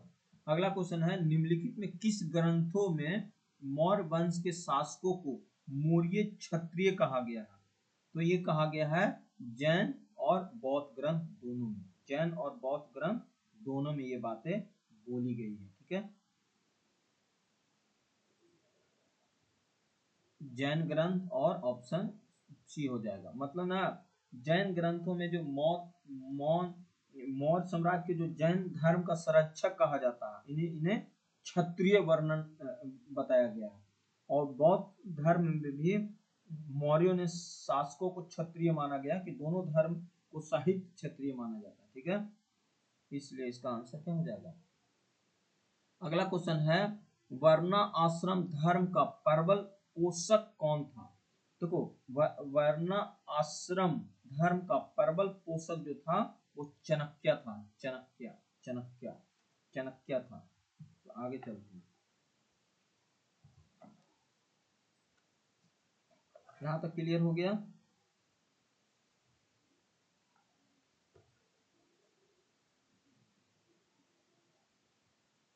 महावंश, महावंश मतलब वर्णाश्रम धर्म का प्रबल पोषक कौन थे? चाणक्य था, चाणक्य। देखो चाणक्य जो था ना चाणक्य जो था, चाणक्य आपको पता अर्थशास्त्र का बुक लिखा है, वर्ण व्यवस्था पर आधारित था। इन्होंने इस समाज को एक व्यवस्थित किया, वर्ण आश्रम के रूप में उचित माना। ठीक है, तो इसका आंसर क्या हो जाएगा? 23 है डी। सॉरी सॉरी सॉरी, तो यहाँ तक क्लियर हो गया ना? चाणक्य कौटिल्य वर्ण प्लस धर्म का प्रबल पोषक था। ठीक है, यहाँ तक क्लियर। अगला है, चंद्रगुप्त मौर्य मगध की गद्दी पे कब बैठा? चंद्रगुप्त मौर्य जो थे वो मगध की गद्दी पर बैठे 322 ईस्वी में। चंद्रगुप्त मौर्य चाणक्य की सहायता से, चाणक्य की सहायता से अंतिम नंद वंश कौन थे? धनानंद को पराजित किया और 322 में इन्होंने मगध की गद्दी पर बैठा। कहाँ पे? मगध, जो अभी पटना और कौन है, गया जिसको बोलते हैं, मगध। मगध के गद्दी पर कौन बैठा? ये बैठे चंद्रगुप्त मौर्य। कब बैठे? 322 ईस्वी में। किसको हराकर? धनानंद को हराकर, जो काफी क्रूर शासक थे। इतना क्रूर था कि आप उसकी इतिहास पढ़ोगे ना तो गुस्सा आएगा। ठीक है, यहां तक चलते हैं, तो इसका आंसर 322 हो जाएगा। चंद्रगुप्त मौर्य किस कृत ग्रंथ से विशल और कुहलिन कहा गया है? देखो समझते हैं इसको, बहुत अच्छा से समझते हैं। देखो चंद्रगुप्त मौर्य, आपको मैंने पहले भी बताया कि चंद्रगुप्त मौर्य के जो वंश है, वंश और जाति, जाति वंश और जाति के बारे में अभी भी विवाद है। मतलब जो इतिहासकार है या विद्वानकार है वो एकमत सहमत नहीं है कि किस वंश से या किस जाति से थे। कुछ विद्वानों में इन्होंने ब्राह्मण साहित्य कहा है, मुद्रा राक्षस, विष्णु पुराण आदि के आधार पर सूत्र माना जाता है। ठीक है, तो यही यही है ना कि चंद्रगुप्त मौर्य को किस ग्रंथ या विशल में कुलहीन कहा गया है? तो ये कहा गया है मतलब किस, मतलब बहुत सारे माना जाता है। ठीक है, समझ रहे हो ना, समझ रहे हो ये?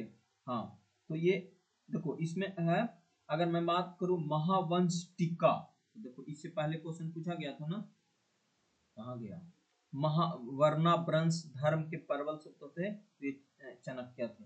देखो चाणक्य का पालन पोषण और शिक्षा उसकी माता के संरक्षण में हुआ था, चंद्रगुप्त मौर्य का।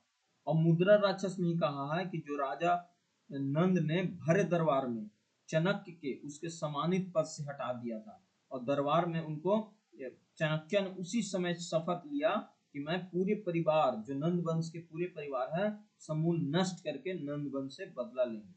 ये मुद्रा राक्षस में इस तरह का कहानी विवरण किया गया है।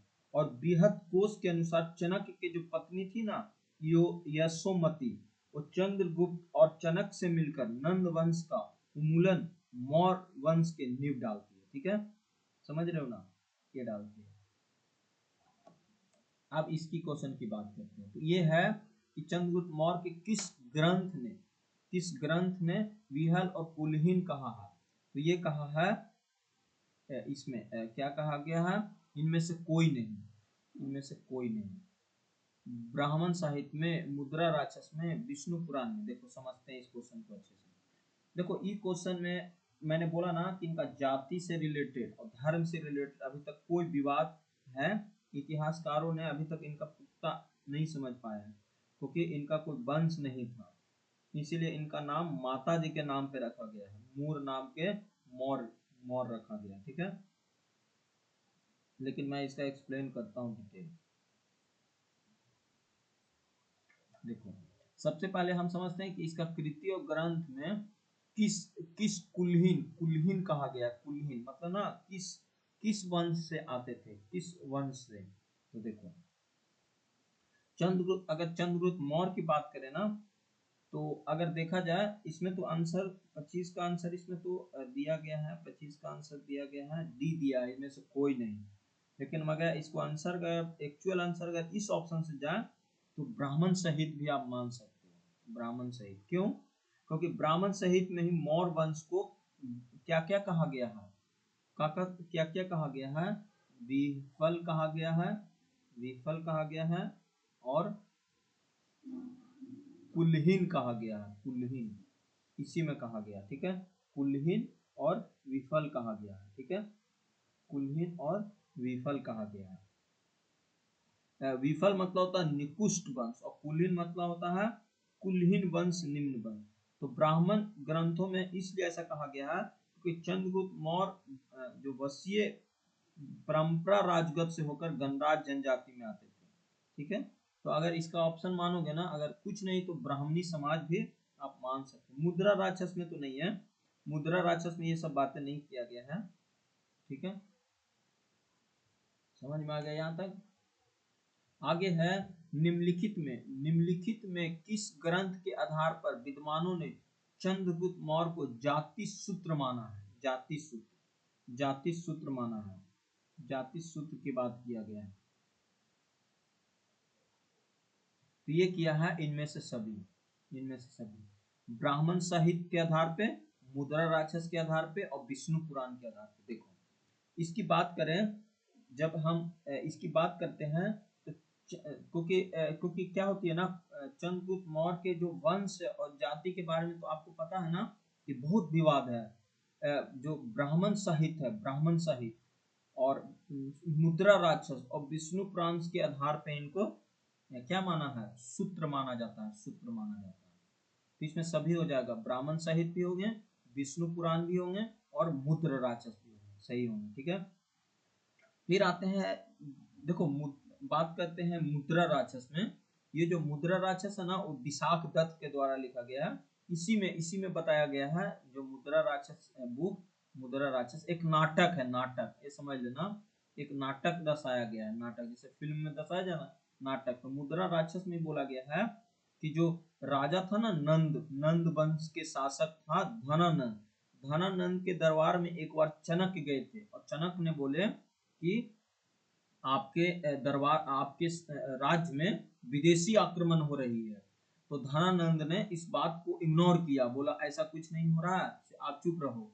तो धनानंद ने क्या किया, उसकी बातों को पूरा गंभीरता नहीं लिया, बार बार बोले चाणक्य कि आप ध्यान दीजिए, नहीं तो हमारा विदेशी आक्रमण आएगा और पूरी तरीका से नष्ट कर देगा हमारे साम्राज्य को। तो धनानंद ने गुस्सा होकर क्या किया, ये चाणक्य को भगा दिया, पूरा लात मार के भगा दिया, भरी दरबार से लात मार के भगा दिया है। और उनका जो सम्मानित पद प्रधानमंत्री था, उस पद से भी उनको हटा दिया गया। तो उसी दिन से चाणक्य ने शपथ लिया एक अंदर से कि नहीं, अब मैं पूरे नंद वंश के जो धनानंद का साम्राज्य है ना, उसको मैं मिट्टी में मिला दूंगा। फिर उन्होंने ही चंद्रगुप्त मौर्य की सहायता से नंद वंश को खत्म करके मौर्य वंश की शुरुआत किया था। कब, 322 ईस्वी में। ठीक है, तो ये बातें थी। तो यही, अब इसी बात पे ब्राह्म साहित्य और विष्णु पुराण और मुद्र राक्षस में बताया गया। ये जो कहानी मैंने सुनाया ना, ये बातें मुद्रा राक्षस में ये बातें बताई गई है। ठीक है, बृहद कोश के अनुसार, जो एक है बृहद कोश के अनुसार, जो चाणक्य की पत्नी था ना, यशोमती, इसी के बारे में बताया गया, उसके बारे में, पत्नी के बारे में बताया गया। और चाणक्य और चंद्रगुप्त मिलकर नंद वंश को उन्मूलन कर मौर्य वंश की नींव डाली। ठीक है, तो यहाँ तक क्लियर हो गया। चाणक्य के बचपन का नाम विष्णुगुप्त था, बिल्कुल विष्णुगुप्त था। हाँ, चाणक्य के जो चनक थे हमारे, उनका बचपन का नाम विष्णुगुप्त था। ठीक है, चाणक्य तक्षशिला का एक ब्राह्मण थे, बिल्कुल ब्राह्मण थे। चंद्रगुप्त और चनक ने मिलकर नंद वंश को समाप्त कर गुप्त वंश की नींव डाली, नहीं, मौर्य वंश की नींव डाली, मौर्य वंश का नींव डाली। तो ये गलत हो जाएगा, तो इसका आंसर क्या हो जाएगा, 1 और 2। समझ रहे हो ना, 1 और 2। देखो, चाणक्य जो थे ना, चाणक्य के बचपन का नाम विष्णुगुप्त था, और चाणक्य जो थे वो तक्षशिला के एक ब्राह्मण थे, ब्राह्मण, और भी एकदम पक्का ब्राह्मण थे। चंद्रगुप्त मौर्य और चनक ने मिलकर नंद वंश को तो समाप्त किया। नंद वंश के जो राजा था ना, धनानंद, धनानंद धनानंद को उखाड़ फेंक दिया, लेकिन गुप्त वंश नहीं, मौर्य वंश की स्थापना किया, मौर्य वंश की। कब किया, 322 ईस्वी में गद्दी पर बैठे कौन, चंद्रगुप्त मौर्य, और उनकी राजधानी बनाया पाटलिपुत्रा। ठीक है, जो देखो तक्षशिला, ये जो है ना, बचपन का नाम विष्णुगुप्त। एक और है, जैसे आप पढ़ोगे ना, इधर की बातें, किधर की बातें, इधर के बृहद कोश की, तो उनमें चाणक्य के पत्नी का नाम भी बताया गया है कि यशोमती था, यशोमती, यशोमती, यशोमती। ठीक है, यशोमती। ठीक है, समझ में आ गया।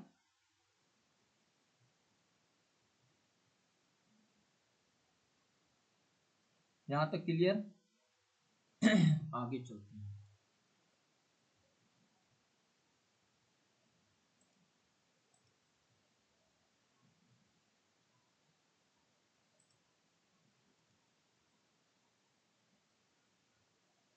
अगला क्वेश्चन है, यहाँ तक हो गया, यहाँ तक हो गया।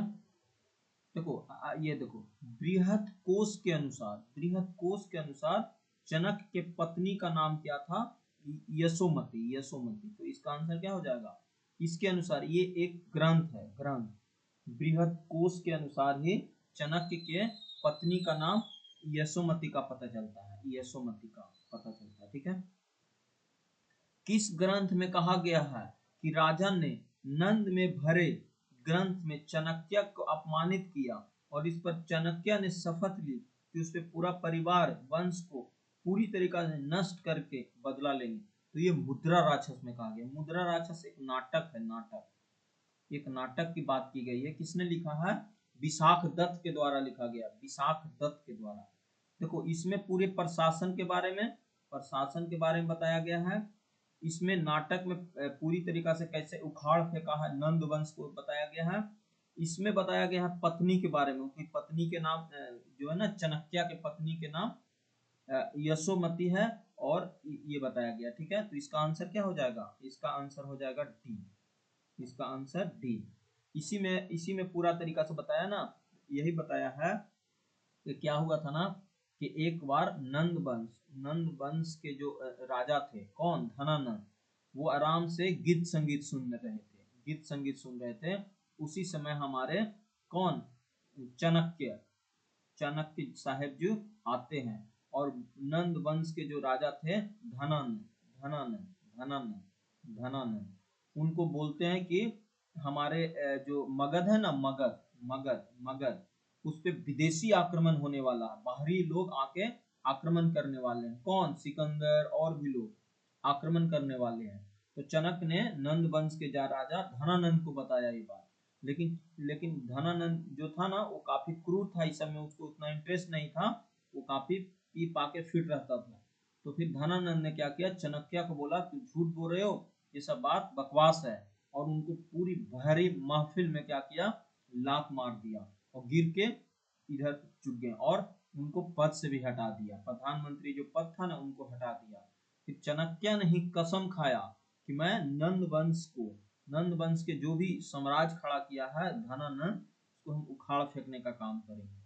और ये सब बातें कहाँ लिखी गई है? नाटक के तौर पे लिखी गई है मुद्रा राक्षस में। किसने लिखा है? विशाख दत्त के द्वारा लिखा गया। ठीक है, विशाख दत्त में ये सब बातें, मतलब विशाख दत्त ने लिखी है मुद्रा राक्षस में। ठीक है, यहाँ तक क्लियर? यहाँ तक क्लियर हो गया ना भाई, अच्छे से। अब आते हैं यूनानी राजा सिकंदर के एक सेनापति। देखो सिकंदर के जब मृत्यु होती है ना, तो उसके सेनापति सेल्यूकस निकेटर को किसने हराया था? तो ये चंद्रगुप्त मौर्य ने हराया था। तभी तो इसको भारत का मुक्तिदाता कहा जाता, क्योंकि जिस समय ये गद्दी पर बैठे थे 322 ईस्वी में, उस समय इनकी चारों तरफ से अब विदेशी आक्रमण होने का बहुत डर लगा रहता था, क्योंकि जो ये सिकंदर उसकी मौत हो चुकी थी उस समय। तो उसी का राजा था ना सेनापति सेल्यूकस निकोटर, उन्हीं को हराया था। ठीक है, समझ रहे हो ना? कौन हराया था? चंद्रगुप्त मौर्य हराए थे। तो ये आपको ध्यान रखना है, बहुत अच्छा क्वेश्चन है। ठीक है, यहाँ तक क्लियर? ये सब बेसिक क्वेश्चन है, लेकिन बेसिक ही क्वेश्चन तो एग्जाम में पूछे जाते हैं, कंफ्यूजन होती है, गलत हो जाता है वहाँ। तो ऐसा नहीं, गलत नहीं होना है, सही से सोल्व करना है वहाँ। नहीं, पूरा अच्छे से पढ़े रहोगे ना तो गलत नहीं होगा, आप टिक लगा दोगे वहाँ।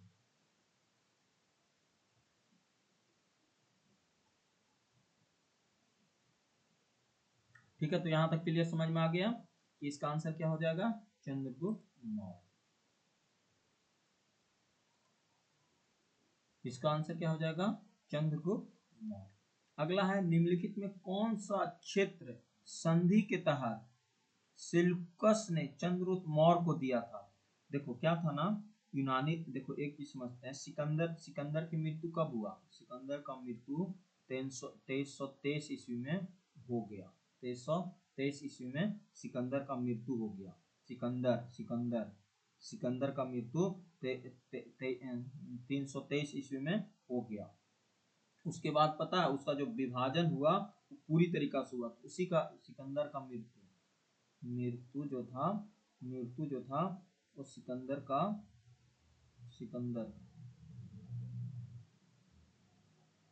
का मृत्यु जो है ना, वो ये क्या बोलते हो 323 ईस्वी में हुआ। तो जब ये मृत्यु हुआ ना, तो इसका जो राजा थे, मतलब इसका सेनापति कौन था? ये था, कौन था सेनापति जो था? वो सेल्यूकस निकेटर था। सेल्यूकस निकेटर ने क्या किया, उत्तर पश्चिम भारत पर नियंत्रण स्थापित किया, पूरी तरीके से नियंत्रण स्थापित किया था। तो चंद्रगुप्त मौर्य ने उनसे युद्ध से हराया और एक संधि किया, संधि।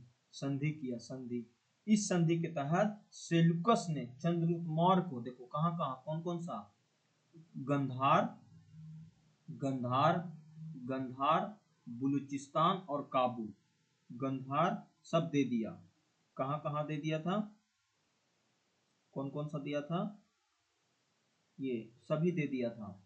हेरात भी दे दिया, गंधार भी दे दिया और बलूचिस्तान भी दे दिया, काबुल भी दे दिया। तो देखा एक तरह से तो पूरी साम्राज्य इंडिया में फैल चुकी थी। सेल्यूकस निकेटर ने पूरी तरीका से किया। ठीक है, समझ रहे हो।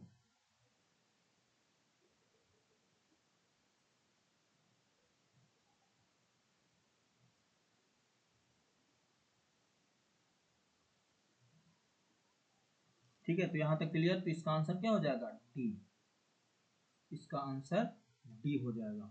देखो एक समझते हैं, देखो क्या हुआ था ना, जब नंद वंश का शासक, देखो सिकंदर, सबसे पहले सिकंदर से समझते हैं। देखो तब यहाँ इस कहानी पर आवे, मतलब इस क्या बोलते हैं, इस क्वेश्चन पे आएंगे ना तो ज्यादा क्लियर होगा, तब मजा आएगा आपको इस क्वेश्चन को करने में।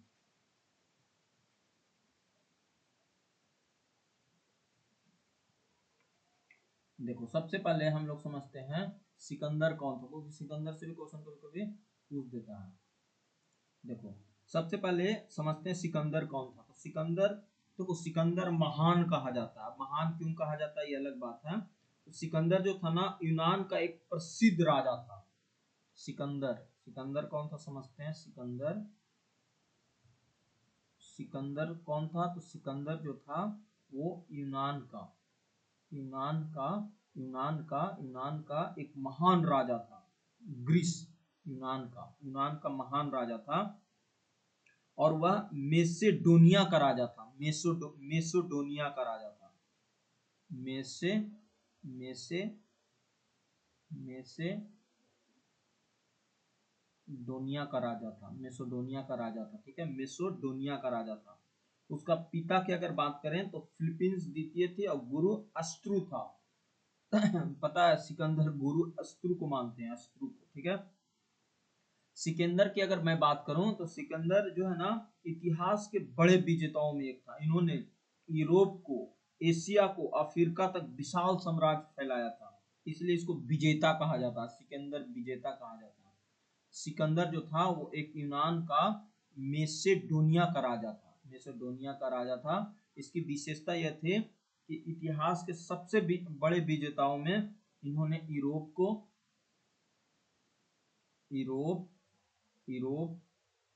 एशिया एशिया और अफ्रीका तक इन्होंने लड़ाई कर करके जीत लिया था, पूरा साम्राज्य फैला दिया था। तो मानो था एक विजेता था।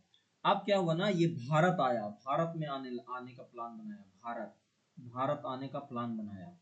जब भारत आने का प्लान बनाया तो ये पारस को जीतने के बाद पारस को जीतने के बाद उनका लक्ष्य था, मैं पूरी दुनिया पर अधिकार कर, जो भारत के उत्तर पश्चिम का भाग है ना, जो समृद्ध और शक्तिशाली था उस समय, वो उस तरफ बढ़ा, भारत के तरफ।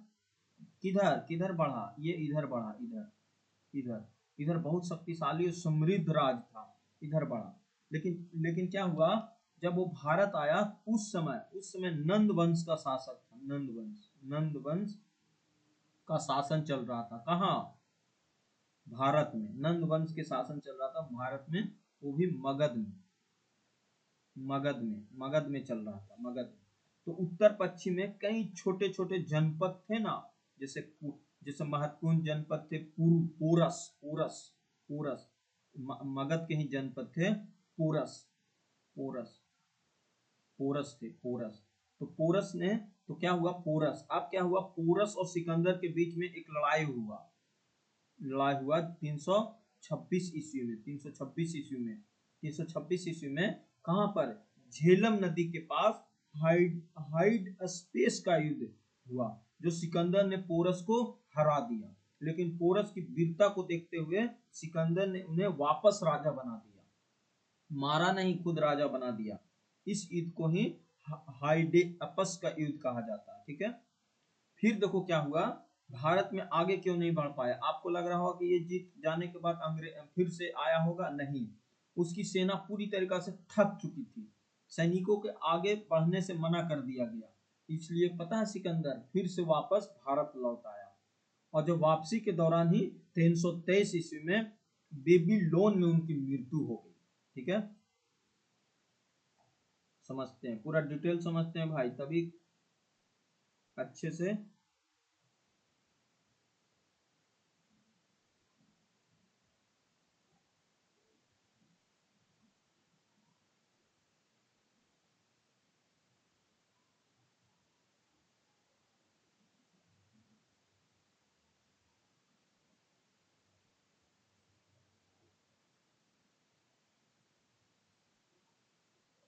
ठीक है, यहाँ तक क्लियर। देखो मैं फिर से समझाता हूँ, क्योंकि ये जानना जरूरी है, क्योंकि ये अगर नहीं जानोगे ना तो पृष्ठभूमि तैयार नहीं होगा। हमारा काम है ना कि तुम जड़ से चीजों को पढ़ना, कहाँ से शुरू हुआ। अगर ये पढ़ लेते हो ना तो कहाँ क्वेश्चन कहीं से ना पूछी जाती है, क्वेश्चन कहीं से भी पूछेगा तो आप एग्जाम में मार दोगे। देखो समझते हैं, देखो सबसे पहले समझते हैं सिकंदर। सिकंदर कौन था? सिकंदर,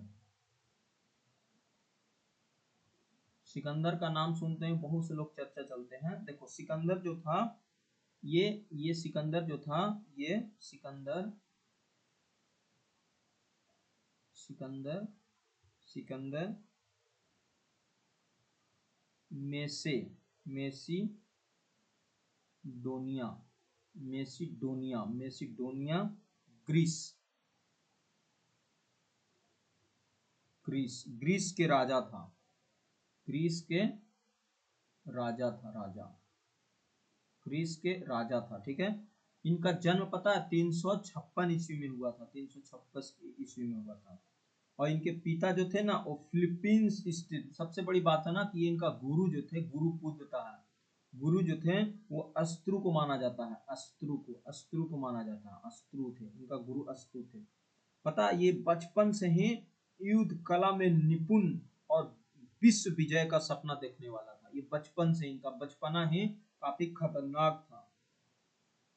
युद्ध युद्ध कला युद्ध कला में निपुण था, निपुण था, ठीक है, निपुण था, युद्ध कला में निपुण था। और विश्व विजेता बनना चाहता था ये, विश्व विजेता, विश्व विजेता, ये विश्व विजेता बनना चाहता था, ठीक है, विश्व विजेता बनना चाहता था। इनका सपना था कि हम विश्व विजेता बने, चाहे जैसे बने, महाभारत के जैसे बने।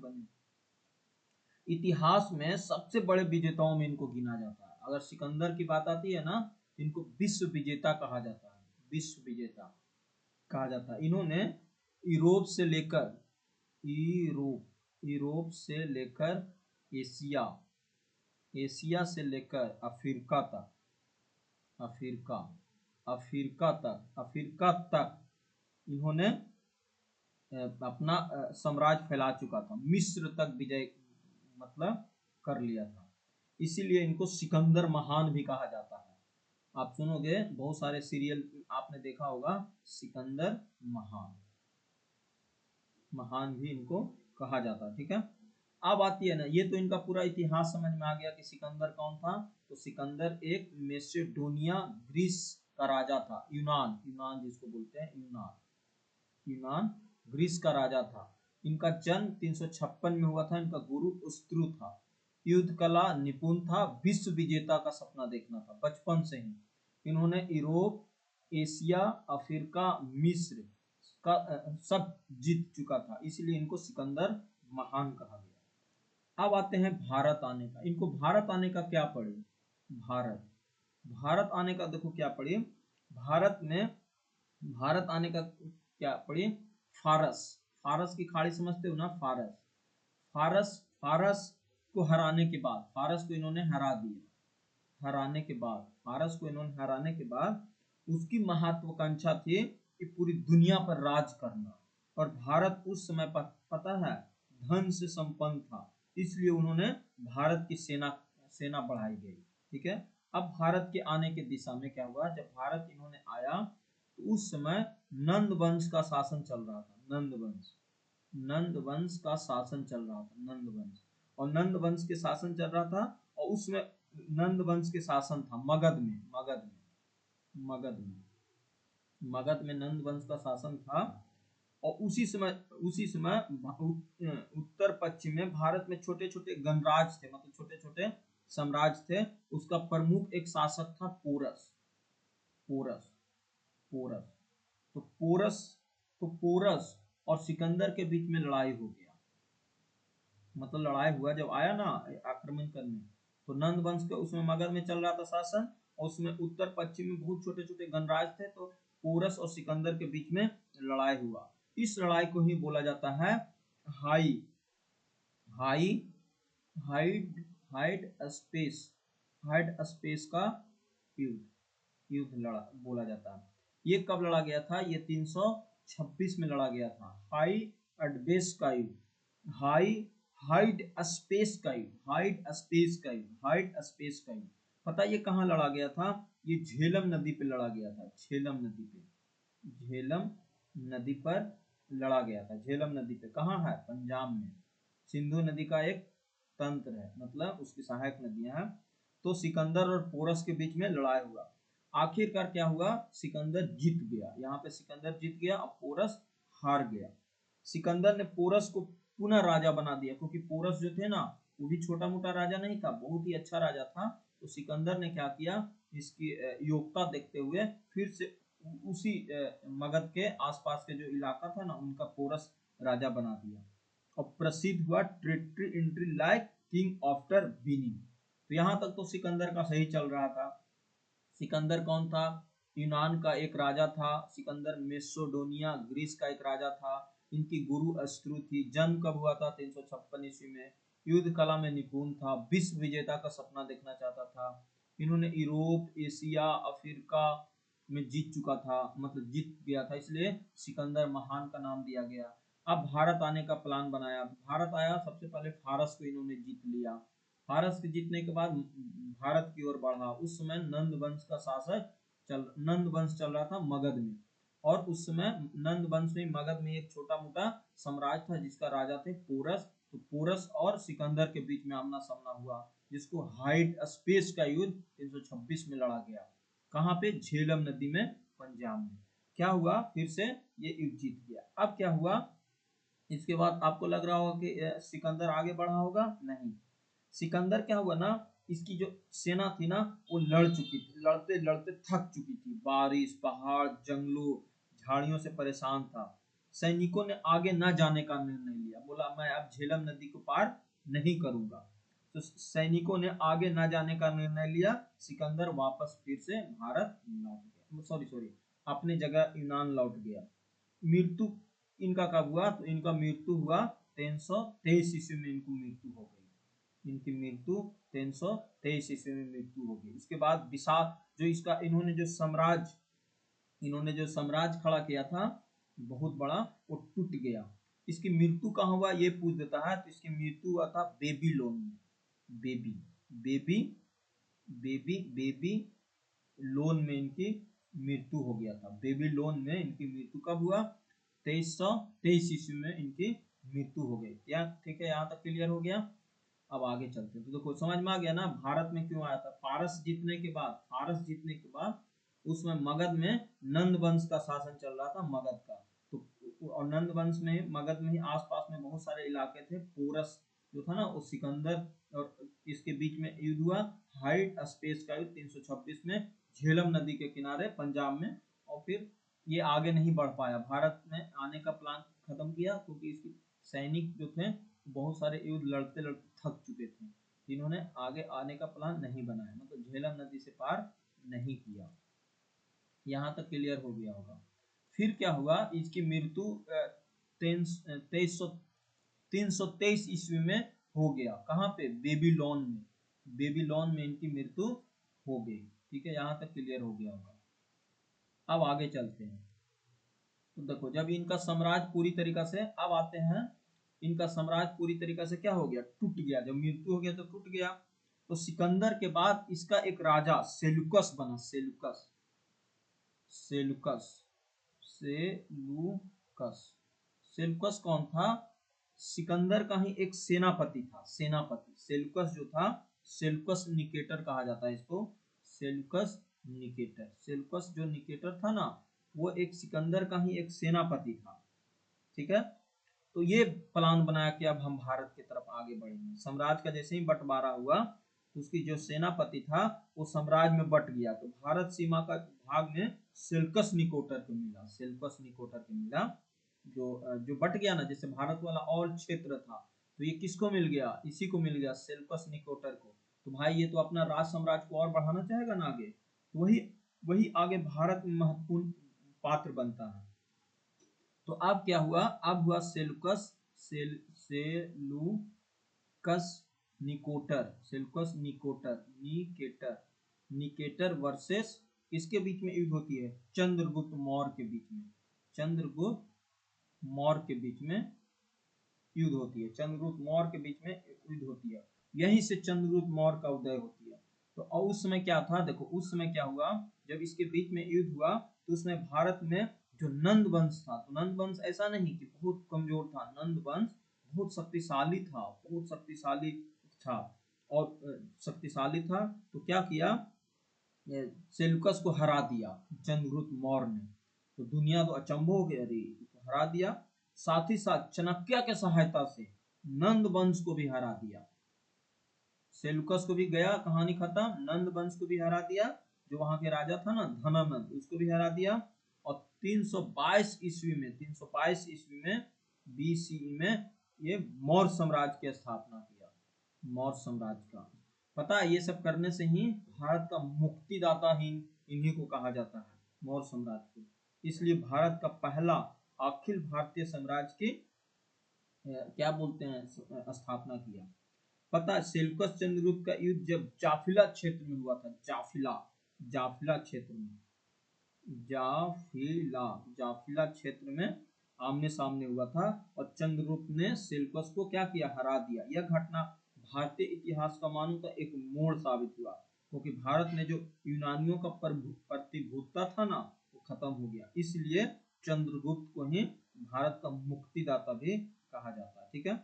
अब क्या हुआ, जब सेल्यूकस को हराया तो सेल्यूकस ने ही संधि किया, क्योंकि हारने के बाद क्या होती थी ना, उस समय संधि हो जाता था, ट्रेटरी किया जाता था, संधि हो जाती थी, ठीक है,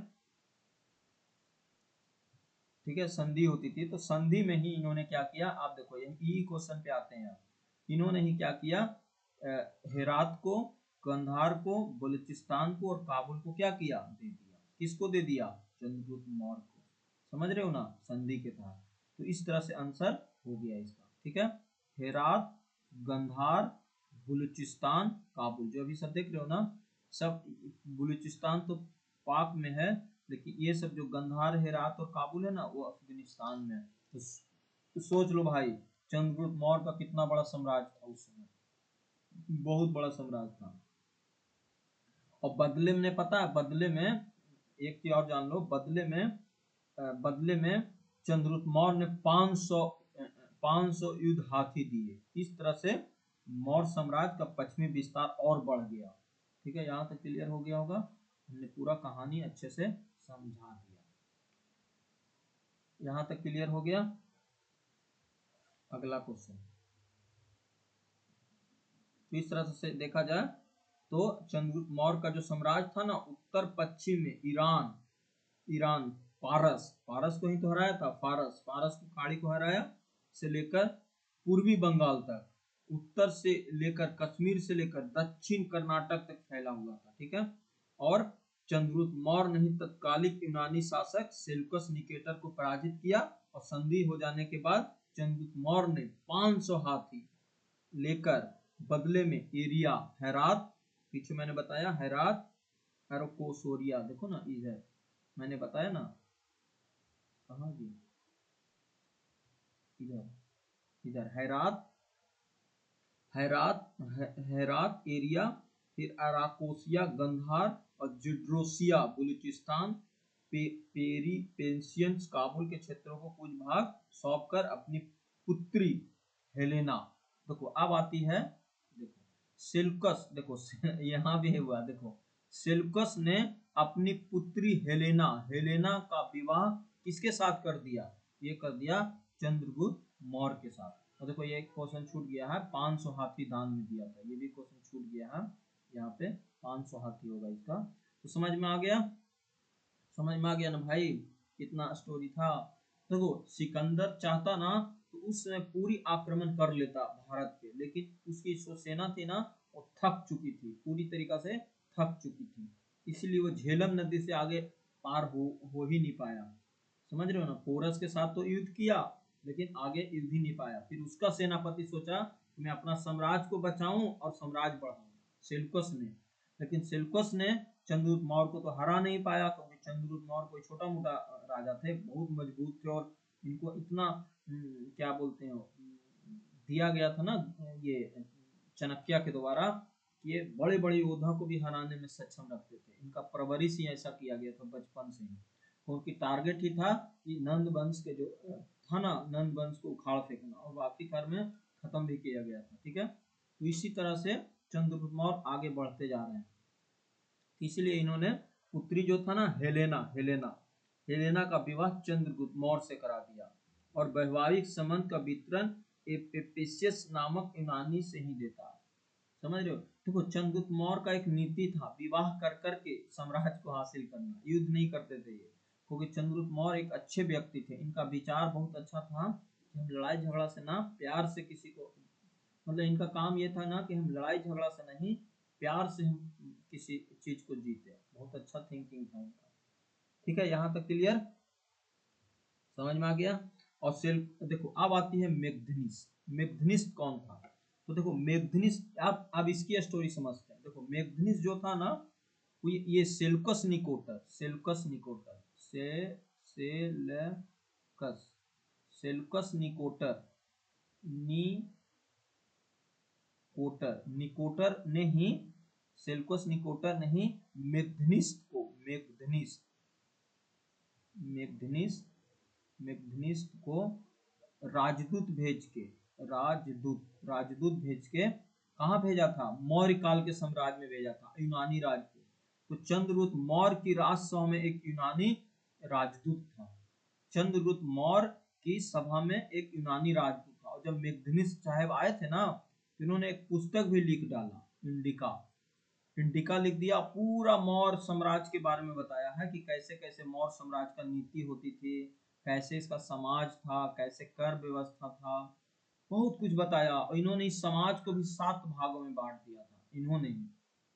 ठीक है, तो इसका आंसर क्या हो जाएगा, चंद्रगुप्त मौर्य के राजसभा में एक यूनानी राजदूत थे। यहां तक क्लियर। चंद्रगुप्त मौर्य के दरबार में आने वाला मेगधनीस किसका राजदूत था, तो ये सेल्यूकस निकेटर का राजदूत था, सेल्यूकस निकेटर का राजदूत था। क्योंकि क्या हुआ था ना, सेल्यूकस निकेटर ने चंद्रगुप्त मौर्य से हार गया, हारने के बाद संधि किया, बहुत सारे एरिया को क्या किया, उनको दे दिया गया। और सेल्यूकस ने भी अपनी बेटी हेलिना को, पुत्री हेलिना को चंद्रगुप्त मौर्य से विवाह भी करवा दिया। और साथ ही साथ क्या किया, सेल्यूकस ने एक राजदूत भेजा, राजदूत, यूनानी राजदूत भेजा, किसके दरबार में, चंद्रगुप्त मौर्य के दरबार में भेज दिया। और ये बहुत दिन तक यहाँ पे रहे। ठीक है, समझ में आ रहा, हाँ, तो यहाँ तक हो गया। अब है ना, सेल्यूकस ने अपने राजदूत मेगधनीस के चंद्रगुप्त मौर्य के दरबार में भेजा।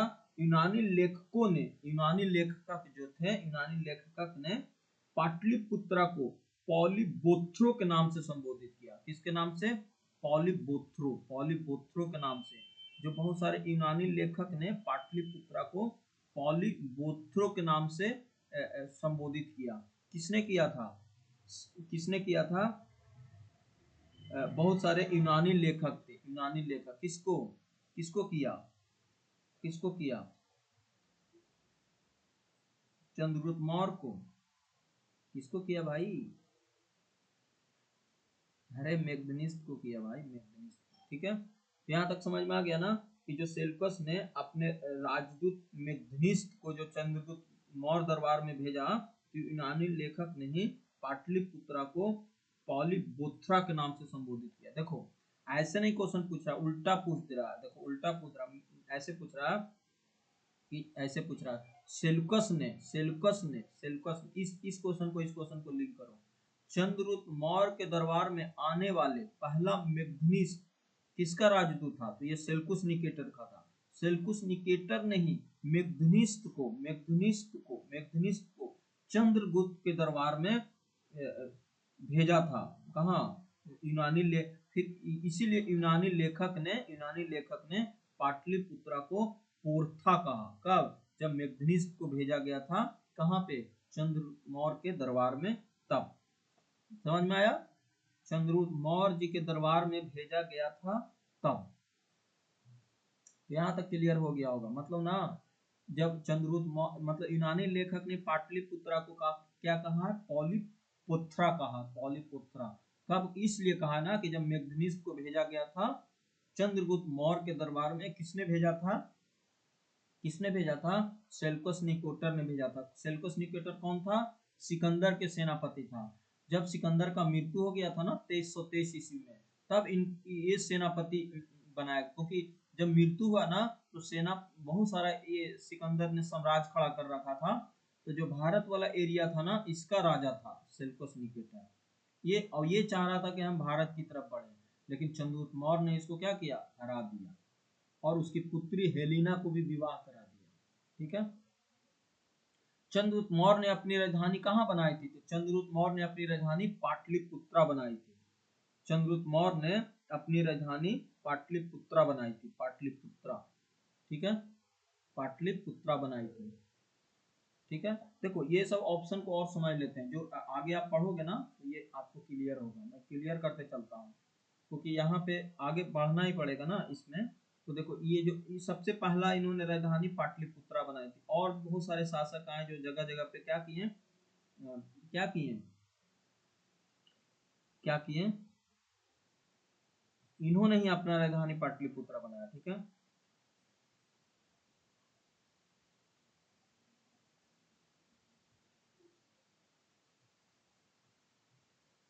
ठीक है, तो इसका आंसर हो जाएगा करा। किस अभिलेख में चंद्रगुप्त मौर्य को बंगाल विजय की जानकारी मिलती है? बंगाल विजय।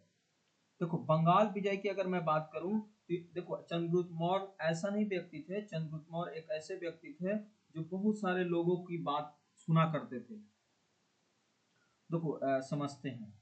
शुरुआत में क्या हुआ? चंद्रगुप्त मौर्य का शासक बन गया। शासनकाल 322 से चला 298 तक। चंद्रगुप्त के समय भारत की स्थिति बहुत अच्छी थी। मैं थोड़ा सा इस कहानी पे आता हूँ कि राजधानी क्यों बनाया। देखो सबसे पहले क्या हुआ, आपको पता है ना कि चंद्रगुप्त मौर्य कौन थे? भारत के पहले साम्राज्य थे जो मौर्य साम्राज्य की स्थापना किया था। कब किया था? 322 ईस्वी से चला इनका 298 ईस्वी तक, 298 ईस्वी तक चला इनके शासनकाल। यही चला। इनके गुरु कौन थे? चाणक्य थे, जिनको कौटिल्य कहा जाता था। जब चंद्रगुप्त मौर्य के समय भारत की स्थिति बहुत अच्छा थी। भारत सबसे शक्तिशाली राज्य था। क्यों? क्योंकि नंद वंश राज जो कर रहा था उसको खत्म करके ये अपने साम्राज्य को खड़ा किए थे। चंद्रगुप्त मौर्य का उदय कैसे हुआ? चाणक्य ने नंद वंश को हटाने की योजना बनाई, चंद्रगुप्त को शिक्षा देकर शक्तिशाली बनाया। दोनों ने मिलकर नंद वंश को कहानी खत्म कर दिया। पाटलिपुत्रा को इन्होंने क्यों चुना? चंद्रगुप्त मौर्य अपनी राजधानी पाटलिपुत्रा को स्थापित इसलिए किया क्योंकि यही तो मैं बताने चाह रहा था, क्योंकि ये चारों तरफ नदियों से घिरा हुआ था। नदियों से घिरा हुआ था। नदियों से घिरा हुआ था। आप देखोगे ना पाटलिपुत्रा नदियों से घिरा हुआ था। एक तरफ गंगा थी, एक तरफ गंगा था, एक तरफ सोन था और एक तरफ गंडक था। और इसके बीच में क्या है? पाटलिपुत्रा। अभी जो सुनते हो ना पाटलिपुत्रा, मगध, पटना, पाटलिपुत्रा था। इसलिए चुना क्योंकि इनको डर था कि पता नहीं कोई दुश्मन आके आक्रमण ना कर दे। इसलिए इन्होंने सबसे अच्छा प्लान बनाया कि ये हम नदी के किनारे चुने पाटलिपुत्रा को। और दुश्मन को आक्रमण से बचाने के लिए भी इन्होंने पाटलिपुत्रा को चुना था। और भी व्यापार का केंद्र गंगा नदी था, जो व्यापारी मार्ग से आर्थिक संपन्न था। यहाँ के जो आसपास के इलाके थे ना, वो काफी उपजाऊ थे। राजनीतिक केंद्र पहले ही मगध का एक राजनीतिक केंद्र था, और प्रशासनिक सुविधा से काफी उपयुक्त था। ठीक है, समझ रहे हो ना। देखो राजगिरी की अगर हम बात करें, राजगिरी, तो राजगिरी जो था ना, वो बिम्बिसार और अजात शत्रु के शासन के काल की बात हो रही है। वैशाली लिच्छवी गणराज्य की राजधानी थी, वैशाली लिच्छवी गणराज्य की। और उज्जैन जो था ना, वो भारत का। तो इस तरह से आंसर पाटलिपुत्रा हमारा आंसर हो जाएगा। ठीक है, तो ये पूछा जाता है कि पाटलिपुत्रा किस नदी के किनारे था, तो गंगा। पाटलिपुत्रा आज भी पटना के नाम से जानते हैं। पाटलिपुत्रा का वर्णन किसने किया है, मेघनिष्ठ ने किया था। जो पाटलिपुत्रा का वर्णन है ना, वो मेघनिष्ठ का नाम है, मेघनिष्ठ ने ही दिया था। ठीक है, आगे चलते हैं। चंद्रगुप्त मौर्य, आगे जाके बहुत से लोग अपने अपने समय पे राजधानी को चेंज करते हैं। अगले, किस अभिलेख में चंद्रगुप्त मौर्य ने बंगाल के विजय की जानकारी मिलती है। तो देखो, अगर मैं बात करूं अगर मैं बात करूं तो चंद्रगुप्त मौर्य की विजय की जानकारी महास्थान अभिलेख में, कौन सा, महास्थान, महास्थान अभिलेख में मिलती है। महास्थान अभिलेख में बंगाल के विजय का, विजय का मतलब जब जब ये बंगाल पर जब चंद्रगुप्त मौर्य ने विजय के बारे में जानकारी महास्थान अभिलेख से मिलती है। ऑप्शन नंबर सी हो जाएगा, महास्थान अभिलेख से मिलती है। और दक्षिण भारत की विजय के विषय की जानकारी तामिल ग्रंथ अहनूर और मुनुहार तथा अशोक अभिलेख से मिलती है, ठीक है, तो आगे चलते हैं। ठीक है, देखो इसके बारे में थोड़ा सा समझ लेते हैं, क्योंकि ये भी क्वेश्चन बहुत अच्छा से पूछा जाता है ना। पहला तो हम लोग समझ लेते हैं कि इसका आंसर तो मुझे मिल गया है, क्या हो गया पता है। इसमें 200 क्वेश्चन है, 200 क्वेश्चन कराना पूरा अच्छे से, ताकि आपका पूरा कंसेप्ट क्लियर हो जाए।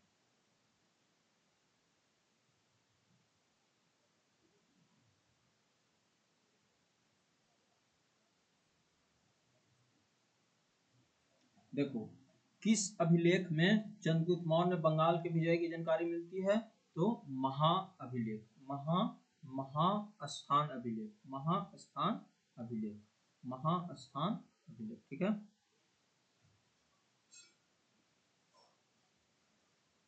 देखो सबसे पहले समझते हैं जूनागढ़ का अभिलेख। एक देखो यहाँ पे है ना, जूनागढ़ का अभिलेख।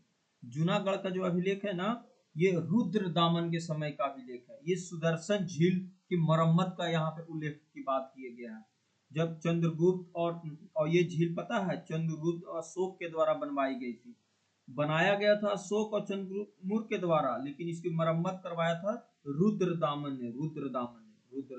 ठीक है, एक है महाअभिलेख। महाअभिलेख जो है, यही बंगाल की बताया गया है। बंगाल बंगाल की जीत की बात की गई है महाअभिलेख में। ठीक है, ये मौर्य काल में भी माना जाता है, क्योंकि विशेष रूप से चंद्र मौर्य से संबंधित है। ठीक है, और ये जो गिनार अभिलेख देख रहे हो ना, गिनार अभिलेख, ये अशोक का शिलालेख है। इसके शासक रुद्रदामन ने भी प्रयोग किया था। ये हो गया। ठीक है, तो इसका आंसर समझ में आ गया। चंद्रगुप्त मौर्य ने दक्षिण विजय की जानकारी किस ग्रंथ अभिलेख से मिलती है। दक्षिण विजय की भारत के दक्षिण विजय की जानकारी तामिल ग्रंथ, यह तामिल ग्रंथ अहना अहनानूर से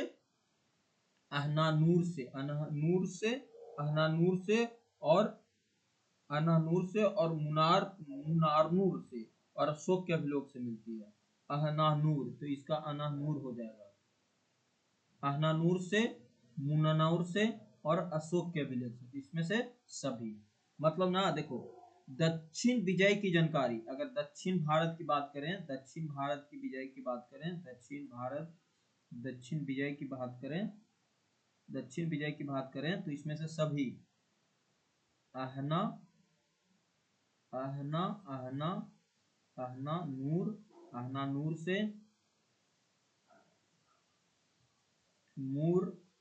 मूरना, मूरना नूर से, मूरना नूर से, और अशोक के अभिलेख से,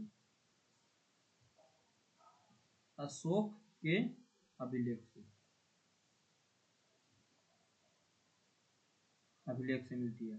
अनहानूर से, मुरनानूर से, और अशोक के अभिलेख से मिलती है। तीन में से सभी हो जाएगा, ठीक है। मतलब देखो बंगाल का तो महास्थान अभिलेख से समझ लेना। जो बंगाल पर चंद्रगुप्त मौर्य के विजय के बारे में जानकारी महास्थान अभिलेख से मिलती है। और दक्षिण भारत की जो विजय की जानकारी है ना, वो तामिल ग्रंथ हनानूर से, नूनार से, और अशोक के अभिलेख से मिलती है, ठीक है। अगला है चंद्रगुप्त मौर्य के समय कहाँ प्राप्त अभिलेखों में मौर्य काल के अकाल के बारे में, सुखा के बारे में, और देवी प्रकोप के राज्यों द्वारा राहत कार्यों का विवरण मिलता है। विवरण मिलता है, देखो तो मिलता है सुहकौरा ताम गोरखपुर, समझना। सुहगौरा मस्की, सुहगौरा मस्की, और महास्थान अभिलेख बांग्लादेश के बोगरा जिले, बांग्लादेश के बोगरा जिले, बांग्लादेश के बोगरा जिले चंद्रगुप्त मौर्य से संबंधित है। ये अभिलेख अकाल के समय किए जाने वाले राहत कार्यों से संबंधित है। तो इसका आंसर क्या हो जाएगा, ए और बी। महास्थान जो बांग्लादेश में है, और सुहगौरा मस्की ये इसी से चंद्रगुप्त मौर्य के समय कहाँ से प्राप्त अभिलेखों में मौर्य काल में अकाल के बारे में, सुखा के बारे में, देवी प्रकोप के बारे में राहत कार्य के दिए जाने वाला वितरण है। तो यह सुहगौरा मस्की और महास्थान बांग्लादेश ये है। तो इसका आंसर ए और बी हो जाएगा, ठीक है, ठीक है, समझ में आ गया। अब अगला है प्राचीन भारतीय राजनीति प्रसिद्ध ग्रंथ कौन सा है। प्राचीन भारतीय राजनीति तो राजनीति वाला की अगर हम बात करेंगे तो जब भी राजनीति की बात आएगा तो अर्थशास्त्र की बात आएगा, क्योंकि इसी में कूटनीति की बात किया गया है। अर्थशास्त्र में बताया गया कि कैसे युद्ध को लड़ा जाता है और लड़ने के बाद कौन सी नीति अपनाई जाती है ताकि हम युद्ध को जीता जा सके। ये सब बातें अर्थशास्त्र में बताया। और ये कौन किसके लेखक है, चाणक्य के द्वारा लिखा गया है। कौन थे, गुरु थे किसके, चंद्रगुप्त मौर्य के। तो ये प्राचीन भारतीय राजनीतिक प्रसिद्ध ग्रंथ अर्थशास्त्र, ठीक है, यहाँ तक क्लियर। अगला है किस ग्रंथ की तुलना, हाँ देखो किस ग्रंथ की तुलना मैकियावेली की प्रिंस से की जाती है। देखो ये जो मैकियावेली की प्रिंस है ना, मैकियावेली की प्रिंस, ये पता है ये जो प्रिंस है ना, ये एक इटली के भी क्या बोलते हैं राजदूत, मतलब एक इतिहासकार थे। वो एक बुक लिखे थे द प्रिंस, कब लिखे थे, 1553 में लिखे थे। और उसमें भी यही सब बातें बताई गई थी, यही सब बातें बताया था कि कैसे राजा को निरंकुश होना चाहिए, सत्ता को कैसे हासिल करना चाहिए, किस तरह से लोगों के बीच में रहना चाहिए। जो बातें द प्रिंस में बोला गया था, देखो ये प्रिंस में बोला गया था, वही बातें अर्थशास्त्र में बोला गया। तो इसीलिए ग्रंथ जो है ना तुलना किया जाता है। तो इसका अर्थ क्या हो जाएगा, डी हो जाएगा, ठीक है, समझ रहे हो। यहां तक क्लियर हो गया।